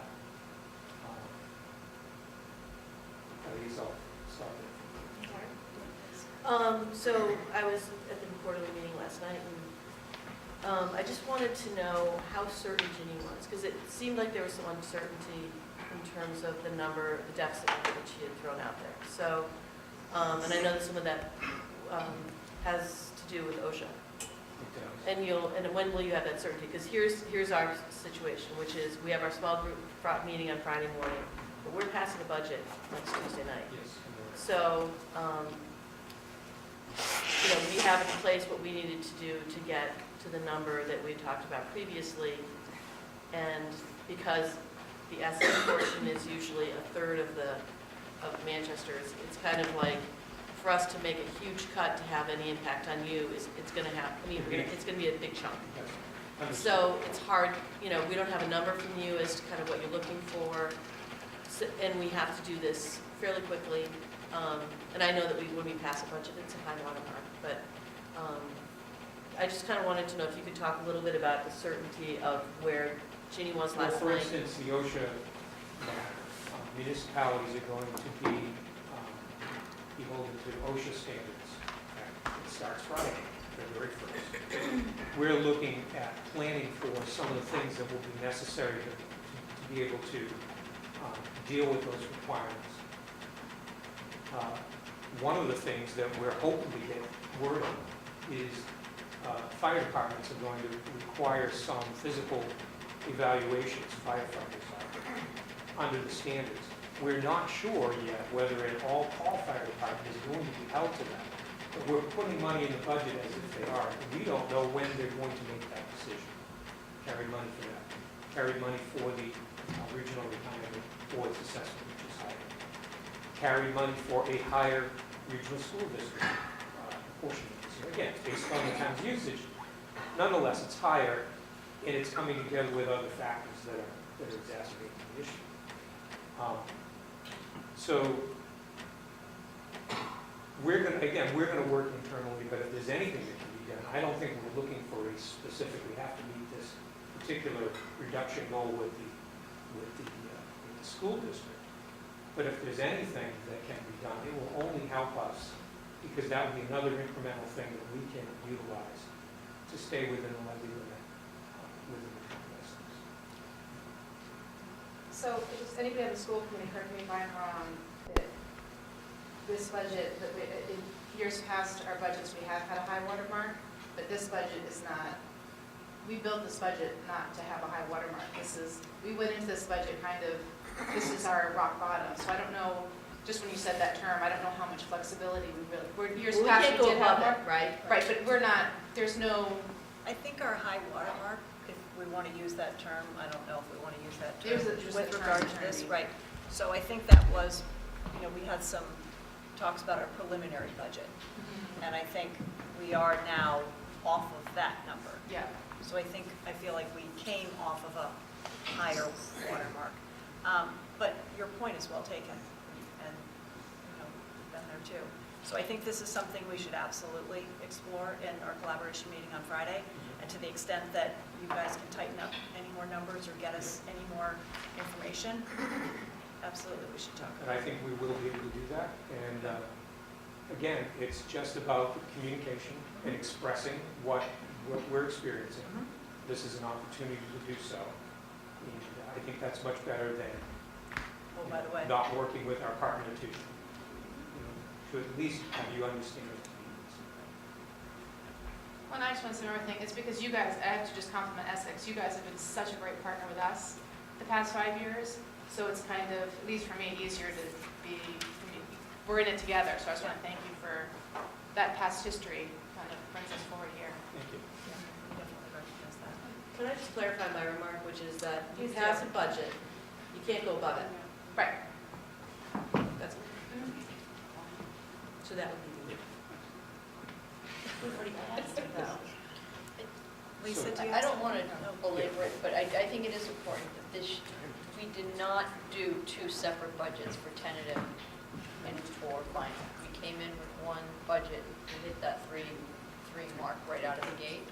So we knew the deficit would be 380 going in. Okay. But that's 2 years in a row. We kind of I mean, I think in the past, tentative budget was a way to say preliminarily, where are we at prior to really going through all the ways to fine tune everything. I mean, in some cases, it was a very high level assessment without a detailed budget underneath.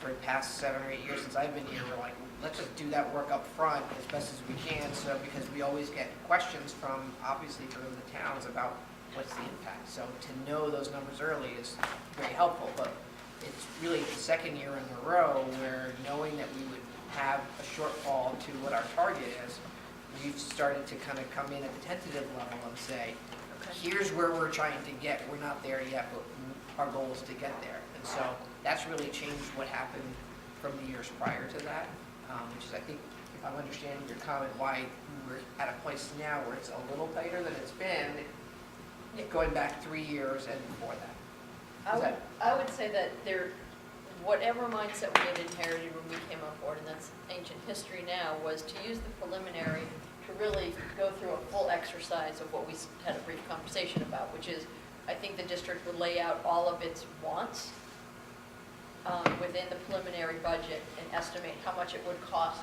to, we even have a whole third and fourth level of things that we'd like to achieve. And we've already, this is down to the bare bones, like this would be our next move if we had extra money.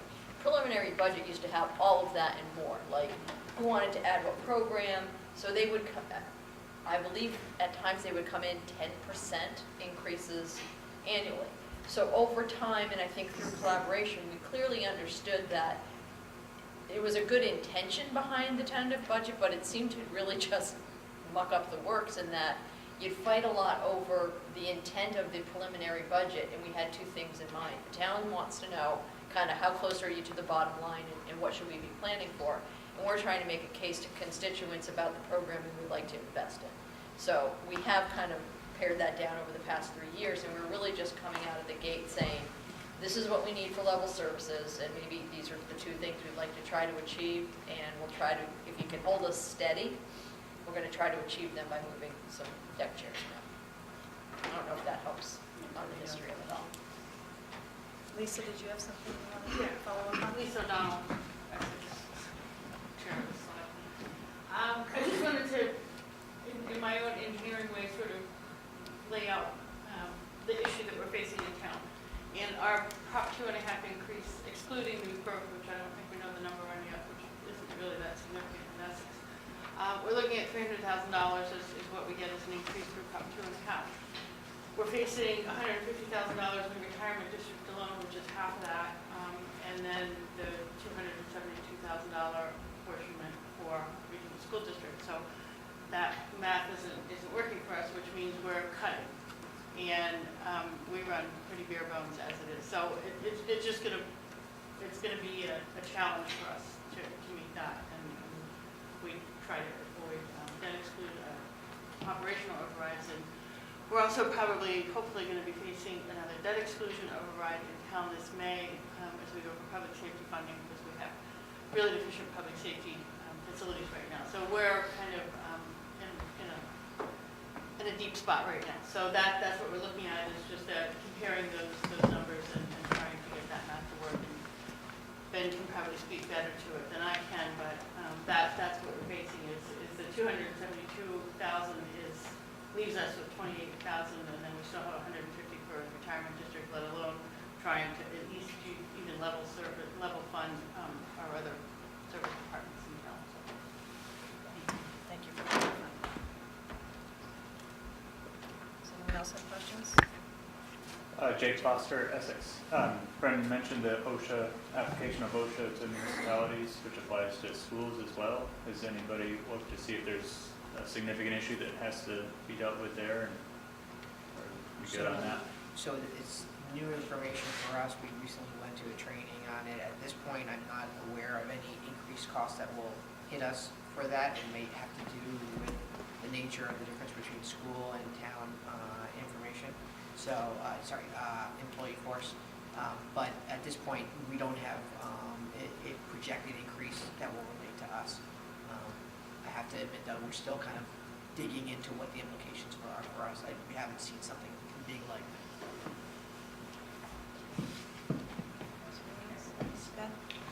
Ben Buttrick, Finance Committee, Essex. So first of all, just I reiterate what Brendan and Lisa said. I mean, in terms of what we're looking at, Annie, we should have a bit of hopefully a little bit more clarity in terms of the number to your question. I just had a question on slide 9, which obviously the lion's share of your expenses are personnel, the 4.1. You have in the comments that it's there's a 2.5% COLA, which I get, and we're below the statewide average. So is the 4.1 essentially a step up to get you closer to what the state average should be? I guess that's my first question. Yeah. So I don't expect that 2.5% COLA plus steps, which are part of a teacher's contract, and I think a lot of municipal contracts, but in school districts, they tend to be more steps than you have in a municipal, department. That those things, they do bring us to the 4 total, which is kind of at the high end of our long-term spending model that we've talked about. So it's not really out of line, but it is a little bit higher than where we've been. So it's absorbable and can fit within the tentative budget, with the budget. I don't think that increase, however, will move us up significantly on the list of where we're at. So we're already, I can't remember the number, it might be 145th in the state or something like that. And so obviously, we're a district that is not uncommonly ranked, in the top 5 to top 20. Obviously, you can say what you want about rankings, but clearly this is an increase that we feel, based on the data, is appropriate. I don't see that it will shoot us up anywhere. I think it will just help to, provide some fairness to what in the past have been contracts that have been at lower rates. And how much control do you have given it's a contract? I mean, that you're... It's bargained, It is. so it has to be mutually agreeable and passed by a vote of the Teachers Association. And you're doing that now? We're in progress right now. Yeah. And just to clarify, the 4.1, I think you said it, but I'm not positive. The 2.5 is the cost of living adjustment on the entire pay structure. So there are people within the structure getting 4 or 2 or 2.5. So we have basically a split population, some people who are stalled getting only COLA and others who are growing incrementally through the grid. I think we've been somewhat locked in a position because we don't have enough resources to incentivize large-scale change. So what we're trying to do is keep pace with neighboring districts. And I think there was a time when 3% COLA was common in this district, and we have not been there in quite some time. So there's a sense that the wages have stagnated a bit, and we needed to right the ship. So 2.5 is, as Avi said, consistent with where other districts are at this point. And we've also shifted a lot of healthcare costs to the employees as well, which, happens in the corporate world, but it's, we haven't done that until recently. So in the last few years, there has been some wage stagnation, but also they've assumed more of the cost for healthcare. So there's no long-range plan to try and bring our ranking to, in terms of our teaching salaries to... In fairness, I think the rankings have a lot to do with the age of your teaching population, because you start low and you grow high. So the older your population, the higher your average is going to be. The younger your population, less years teaching experience, the lower it will be. So I don't know that we would ever be striving to purposely move ourselves up or down on that chart. I think what we do is look at regional comparisons and then like districts, and like districts are, often in Metro West, so their competitor salaries are a little higher, and try to strike a balance between where we are regionally for salary and where we are with districts who perform as well as we do, and work to strike that balance. But the only other comment I would add to it is that with personnel and benefits being a large portion of where most school district spending are, we're probably no different really than any other district. The data supports that. Our overarching goal is to have our multi-year budgeting be within the levy and limit. That's one of the budget goals. So when we talk about multi-year budget plans, and we've had a lot of presentations at the joint collaborative meetings and showing how we look at multi-year budgeting, it's about sustainable costs. So even though we do try to find times to right size and right the ship as to where we've been and to maybe get things more in line with what we think is comparable based on the data, at the end of the day, it still needs to fit within the available funds. So to your point about what's coming down the road, big picture, our goals, until the school committee budget goals change, right now we're trying to balance program with Proposition 2.5. The other thing was in our negotiations, we were all very interested in the systemic issue that we have with healthcare costs, and so we did some work on changing healthcare plan, renegotiating some of the details of employee healthcare, and only because we were able to do that were we able to consider 2.5 COLA. And we felt like that had a good long-term benefit to the work we did on healthcare. Yeah, and that's why that's an item, as part of the gap closing measures, we feel like can be on the list at this point in time. So we feel optimistic about it. It is all viewed together, going back to that notion of the whole bucket has to grow in a sustainable manner. Yeah. Does anyone else have any questions? Comments? Elon? Hi, Eli Bowling, Manchester Selectman. What are your current reserve fund numbers? We're currently at about 12% of budget. It's actually brought these numbers just in case we got the question. This kind of shows where we're at over time. The 18 audit number is our not final, but basically we were just around 12.5% in 17. We're back down to about 11%. One of the things we had to do was spend down our stabilization fund to do an upgrade at Essex Elementary for fire alarm upgrade. So you can see stabilization's gone down. The undesignated fund balance went up quite a bit in 17 because that was the last year of good financial results with health insurance. But I think we've talked about trying to keep those numbers around 10%. They're a little bit higher now, but you can see they've started to head back down in the most recent year just for some capital costs. 10% being the target that we're assuming could be associated with the best possible credit rating. I can tell you that although I don't have a credit rating for our debt yet, in the conversation I had with S&P, that was certainly a topic of conversation and something that impacts the cost to taxpayers. 10% is a low water mark for best credit rating. Yeah. Yeah, and Moody's, I was talking about before, which looks at school districts on a national level, looked at 25% as a target, which made my jaw drop, but it relates to in a lot of other states, not in Massachusetts, where those numbers are. And so they may have different funding issues and different funding structures, but for us, as you pointed out, that is a low watermark where we want to be. It's definitely an area of focus for a credit rating agency. But Moody's did recognize that no district in Massachusetts was carrying Yes, they recognized that, but it didn't change the fact that they put it in print. So No district is carrying what? No district was 25% carrying in it. Massachusetts, no. Yeah. It's all based on out-of-state comparables, which was unfair and unfortunate, and nor do we have any goal or desire to get there. No. Like I said, 10% is the minimum target that and so we're really just around there. And you can see, big picture, the numbers have been stable over time. They started to dip down a little bit in 14 and 15. That was just prior to when we had a revenue correction. As you may recall, that was the time, and Brendan touched on this too, where the school committee had been budgeting reserves as a revenue source because we were just living within the levy limit only allowed new revenue to grow so much, whereas our cost structure was growing much more than that because of increasing our enrollment 27% over 7 or 8 years, which is effectively a whole extra school.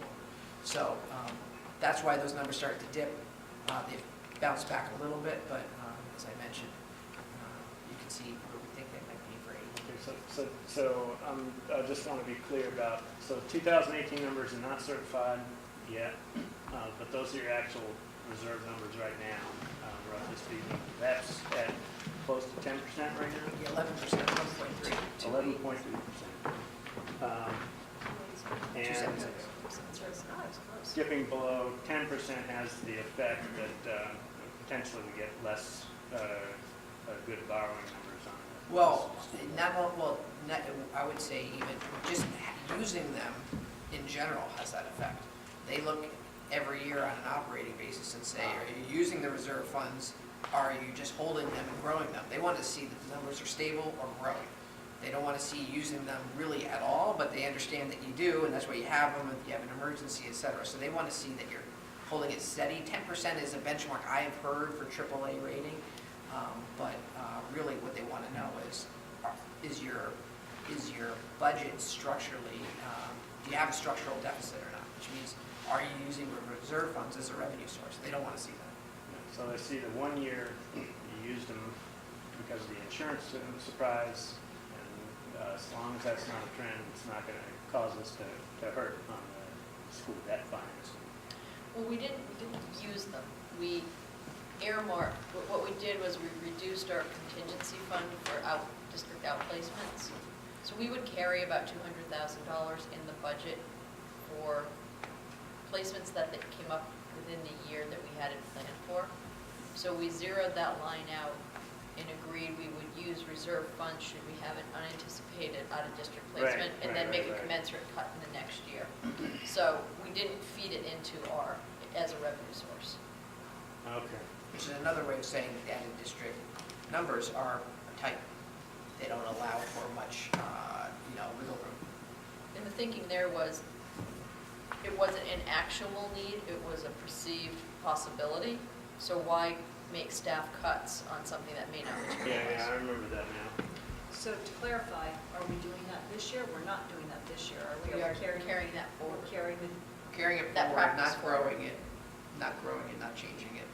Okay. It's- So we are not carrying a $200,000 contingency for an out-of-district placement. We are going to take it out of reserves if we get hit with one and make a cut Next the year. following year, next year. Correct. Okay.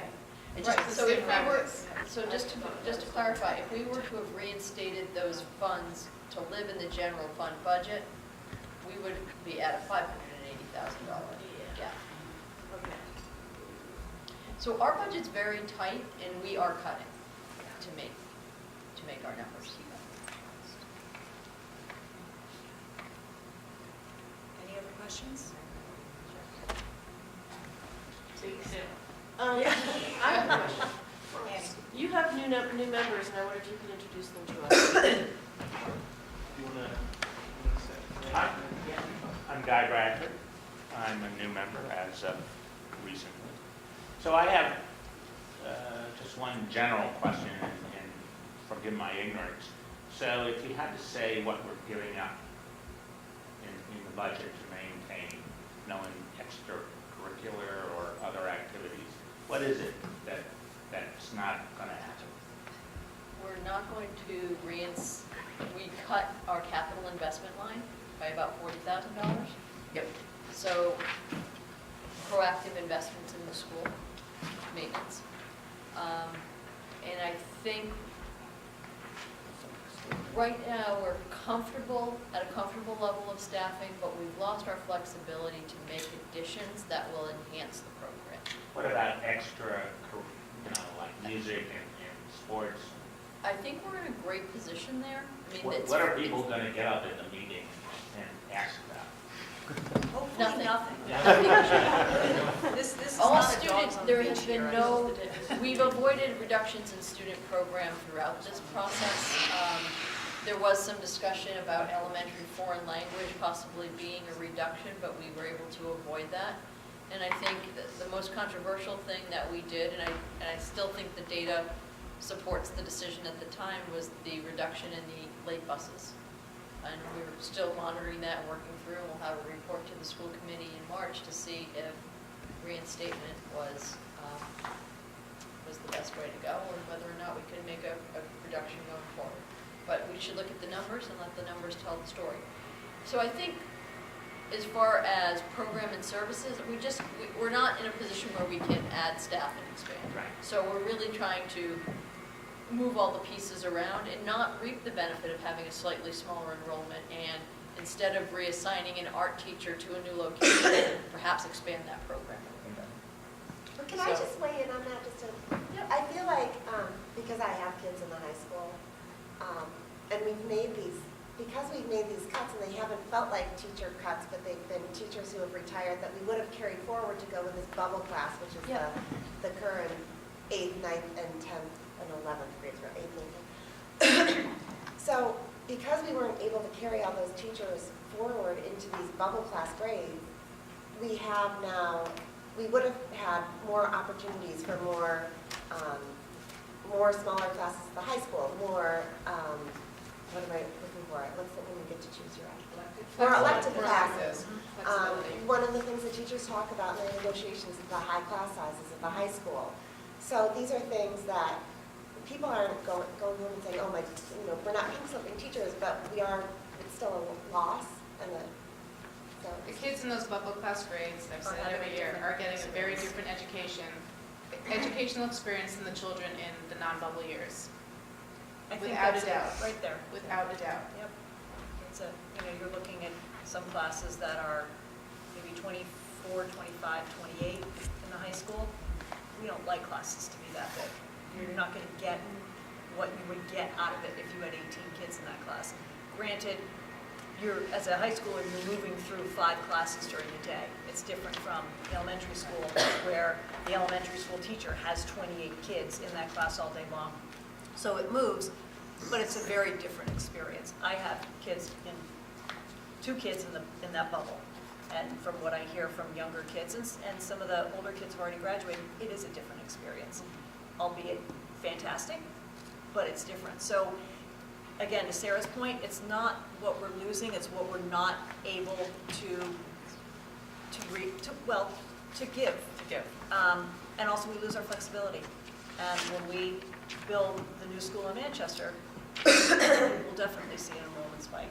I would be willing to bet. That's why this is So, The other thing is, if you look at the numbers of the students coming in the high school, it's on page 14. That building was designed for 115 students per classroom, and per grade. Sorry. And there's a lot more wear and tear on that building. When we're cutting the maintenance budget, I worry about the fact that we have an aging building here, that we want to make sure that people still feel that there's parity in the educational program. I still think this is, even though it's an older building, it's still doing a great job in terms of the education it's delivering. But, when we're making cuts every year to that maintenance budget, we got to be very mindful of where we're spending those dollars. So I don't that's want to the get. other question, are we defensible when our town, asks, are we maintaining our school, our Yeah. elementary school? Yeah. yes, we are. And I would point out also that as we went through the MSBA process and are still going through the MSBA process, the MSBA awards reimbursement points along the way.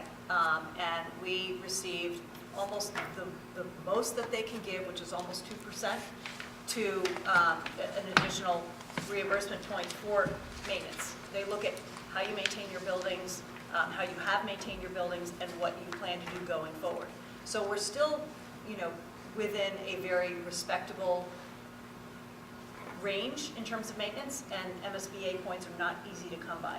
So that is a positive, but, you know, we're sort of chipping away at things. But with this trend, we're not going to be able to maintain that. Yes, Yeah. yes. Puts us in a very reactive stance. So we kind of go to where the biggest fire is, we put it out, and then I think Sarah, you raised a really good point. It's a little bit of a hidden problem. That we're not losing, but we're not gaining. We're not able to go in and make improvements where we want to. But I think the towns are both in that. Yeah, We're all in the same same, boat. the same Well, line, so. yeah. It Allison, wasn't do you a want to complaint, introduce it was just yourself? Yep. Hi, I'm Allison Williard, new member of the Finance Committee of Essex. We're pleased because we've actually got 7 people on the finance committee, which is great. So, another 4, we have another 4 who are not here. Excellent. Thank you. Anyone else have anything before we close? No? Okay, thank you all very much for coming. Thank you for your input. All appreciate it. Can I ask one question? Yes, Clarifying please. question? So you guys are meeting, the joint teams are meeting on Friday, Mhm. and we are supposed to ask to adopt the budget on Tuesday. And, right, there's no flexibility on that. So I just want, whatever happens in your meeting, can the information be relayed to us in plenty of time that Absolutely. we can, I will I touch, just want to get a huge debate Tuesday night. yeah, no, I'll touch base with everybody on Friday. We can do some inputs to the members here before you leave. Happy to. Okay, that was my question. All right, with that, thank you very much. Thank you. May we adjourn here, or do you want to? If you wanted to stay in session and have a discussion about possibilities, you could.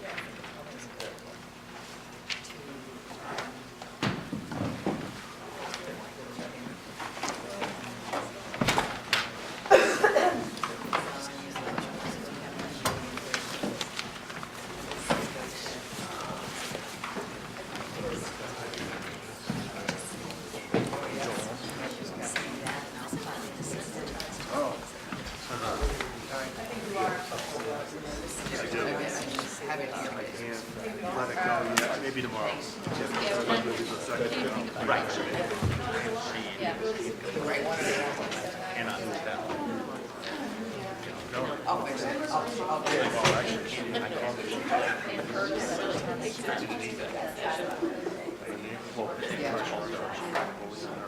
And then totally on the revenue side, she's like, Thank you. good. Just curious. Going away.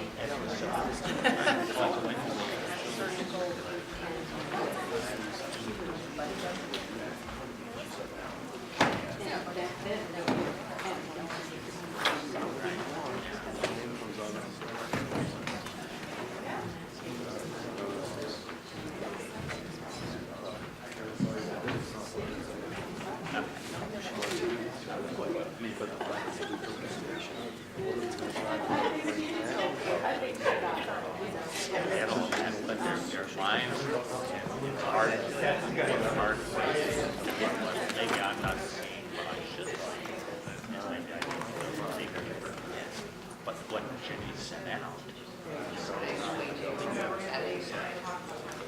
Right. I was forward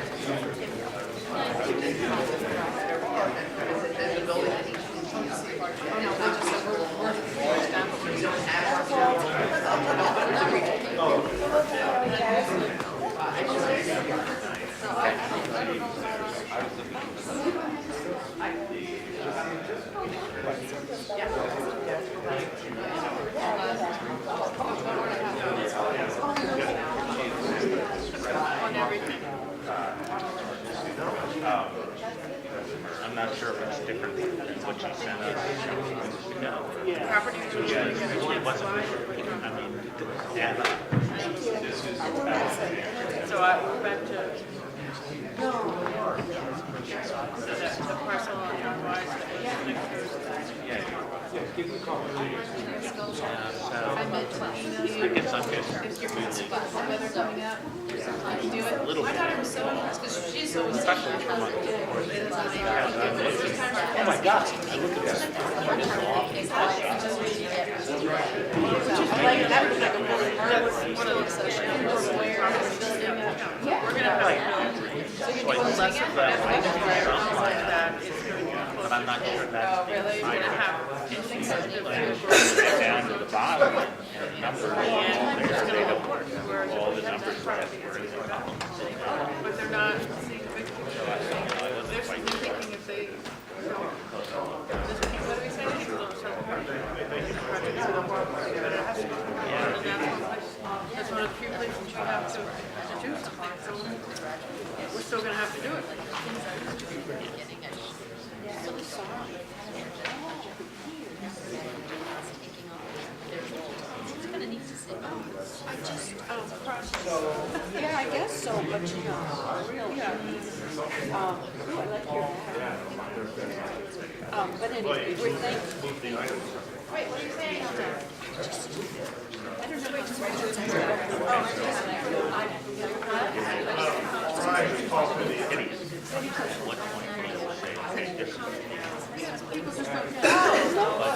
and their pounds, what's that?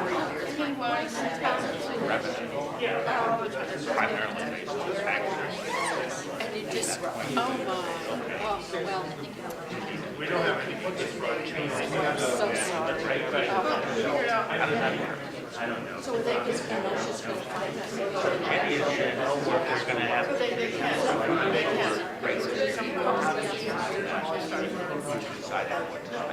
Oh, okay. You're using Wally's, your handles?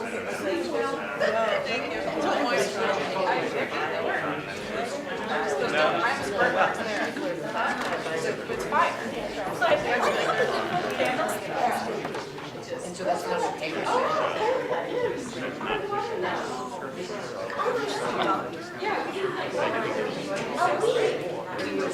You know, the other thing she said, yeah, I don't know if you saw it, so she sent some documents. Finance committee. Right. Then our five of us. Which were clear. He's talking to the press. Bobby, we're still in session. Not to the town. Are simply there. So you can compare it to the legislature. We're still in session, so let's discuss. House, they done budget. Guys, we're back in session. The executive. Ben? Yes, you guys, we're back outside just so we can hear. Thank you. Hey, gang, you back in session. So I think we're going to move over to discussion with Bruce about potential additional savings. He made very clear that he's going to budget in Essex and Manchester, so every dollar cuts from overall district budget. So that goes to Essex. And I think that's based on the claim report for Thursday meeting next week. So I have a thought, and it may not be very popular, but we throw it out there anyway. So we don't have a lot of levers to pull. We basically have no levers to pull. But one thing we talked about earlier this year was the late bus. What? Was the late bus. That may not be very popular. I don't want it to feel like there is a budget shortfall in Essex, so the Essex kids have to pay for it. I don't want it to feel like that, which is why I'm hesitant to even bring it up, because I'm afraid that's how it will be perceived. Is it enough money to even be a needle? Yeah, I don't know. I don't know. Do we have a sense of what the numbers are? See, that's the thing. So here's what I would suggest we do, which is, to your point, Essex has been a very good partner. They asked us in a very polite way, and I think that as a partner, we would, talk amongst ourselves, what can we do? Where, we're meeting with them on Friday. They don't have a certainty on number, so it's kind of hard to kind of gauge what are we looking at here. But I just think, in good faith, we should see where we can possibly see some savings and just try to get a number from them. And maybe you can give Evan or Brendan a call and just see because we're not getting anything from them, and I don't know if that's because I think it's early in their process, is what I'm gathering. Yeah. And their town meeting is the 1st of May. Manchester is the 1st of April. It's just their cycle is just a little different. Well, I just don't think if on Friday and come Tuesday, they don't have a number, I don't really see what we can do. Like, I have a hard time wrapping my head around changing anything in the budget for something we don't know, and would advocate for moving forward with the budget that we have, and then addressing that issue when they have something concrete. Well, back of the envelope looks to be about 120,000, just based on the numbers that they gave us, which are, again, very preliminary, but it looks like, so they talked about the regional retirement board, those figures were up about 150.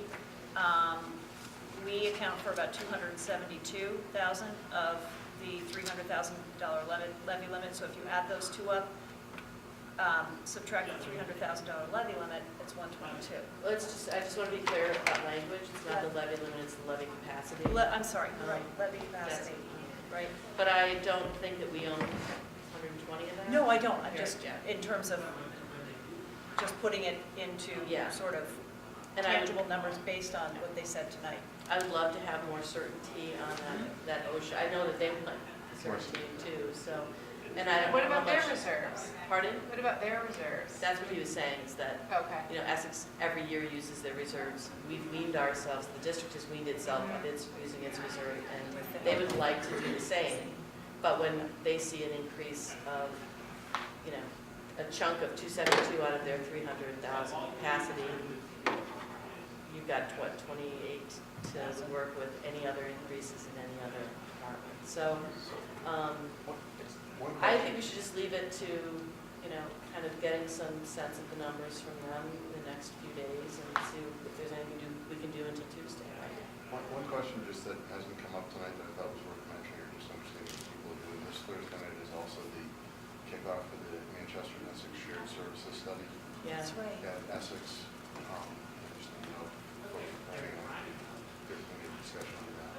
Yeah, thank you for bringing it up, because I was going to ask the larger group if anybody had interest in going. I'm going. Could go? You are? Okay, great, great. I can't, I've got 2 kids in 5 different places, but, and my husband who's gone that way. So, yeah, that would be great, thank you, if you guys went. What time is that? 7 p.m. it's at the 7. Essex Town Hall. It's in our new Yes. room.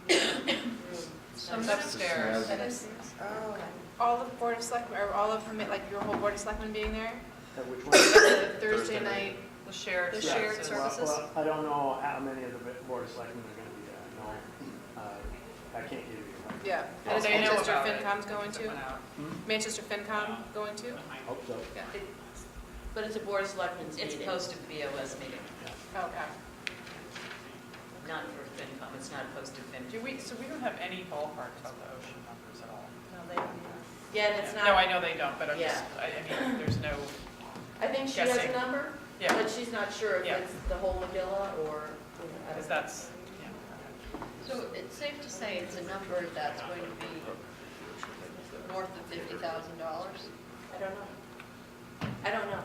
I don't want, I started throwing numbers out this afternoon, and Dialing for dollars. somebody said, don't do that. So, Okay, let me reframe. Significant enough that they're asking us to reconsider our budget proposal. So it's not a $10,000 ask. So I would ask for some direction from the committee and a temperature taking on the committee about what you're interested in us looking at, and what you're willing for us to do. Because let's say it is whatever number it is, it's going to have to be a cut large enough for 65% of it to first go to Manchester and have a remainder that's appropriate for Essex. but we've never, the problem is, we've never made cuts with that in mind. We just make a cut, and we don't think who's carrying it. Right. You know, where it's falling and how it's falling on our population. Right, that's not how we've made cuts in the past. I would love for us to look again I don't know at how school to- choice, if we can get, you know, just throwing it out there. Is there any, I mean, I'm worried about Memorial School because we're gonna have more people coming in once we build a school. And it might not be that attractive right now. Yeah. Kids might not. We could do 10 school choice solidly, but I would not, because we're compounding from previous years, so we're going to create the same problem we have at the high school and middle school right now if we don't watch those numbers annually, where you're going to have a class that has an entire section within it that's just school choice. All students. Are there any fees we can raise that would move the needle at all? I mean, we already need. I don't think We we never go make there. money I off can't, of yeah, fees. I know, I'm just throwing No, I everything know, out. I know, but now that we're starting to really talk about it, say, how is it gonna affect just Essex, I mean, we just don't operate that way. No, so that's, I was just. So I don't know how you do that without Manchester No, I then think- being, I I think don't know, there's it sounds very confusion. I messy. think we were just saying that, I think Pam was just saying that it needs to be enough money out of the budget so that it gives Right. Essex enough money. Right. So, To make a Wow. difference. example, and math-oriented people help me, I'm gonna try to simplify. Let's say the number was 35,000, completely fabricated number. To get a reduction of 35,000 for Essex, we'd have to cut 100,000. Right, Yeah. yeah. And the problem is we don't know what the number is, so I feel like we're sitting here grasping at straws when we do need certainty from Essex as to what that number is. I just feel My like guess it's is So a why would we do significant something enough that- 35,000? So why, Should we? no, I get that, but why would we take, how can we do that out of our budget? I mean, how can we even entertain doing that? Right, we can't. I mean, I don't understand how we, Our budget's the too way you tight. just said it is scary. For them to get what they need, we have to take so much more out of our entire I mean, it's a budget. benefit to the town of Manchester too, but we're already closing a $380,000 I gap. think any kind of substantial cut to our budget is hurting our students. We're already at a skeleton budget. Well, one other item I just have to ask again, because I always forget, and I always feel relevant. How many years are we operating on now that there's not been an override? This week, year 5? 17, 18, 19, 20 is fourth year. Fourth year, 11 operating. And Essex, And that was only in Manchester, that Essex. was a one-town override, Yeah. one-town revenue. Our confidence in the budget this year is because it's beginning to stabilize and we can see the path forward. If we continue to cut, it's all going to have to get put back at some point. It's gonna Yeah. cost more. Right. Just like waiting to build a building. Well, I mean, I love living here in Essex, and I totally understand that Essex is in a tight spot, and I want to be able to help them, but we've been in a tight spot ever since I've been on the school committee. And we are down to the bare bones, and people just need to understand that there's not any back to cut. I will say no. We had a significant ask this year in this town. And Yes, Essex, yes. so another way to look at it. You could use reserves to reduce the cost to both towns. The problem is that, from what Avi said about really significant savings that we could have from borrowing. That would- partially based on our reserve number, I feel like that is pound, what's the expression? Pennywise, Thank you.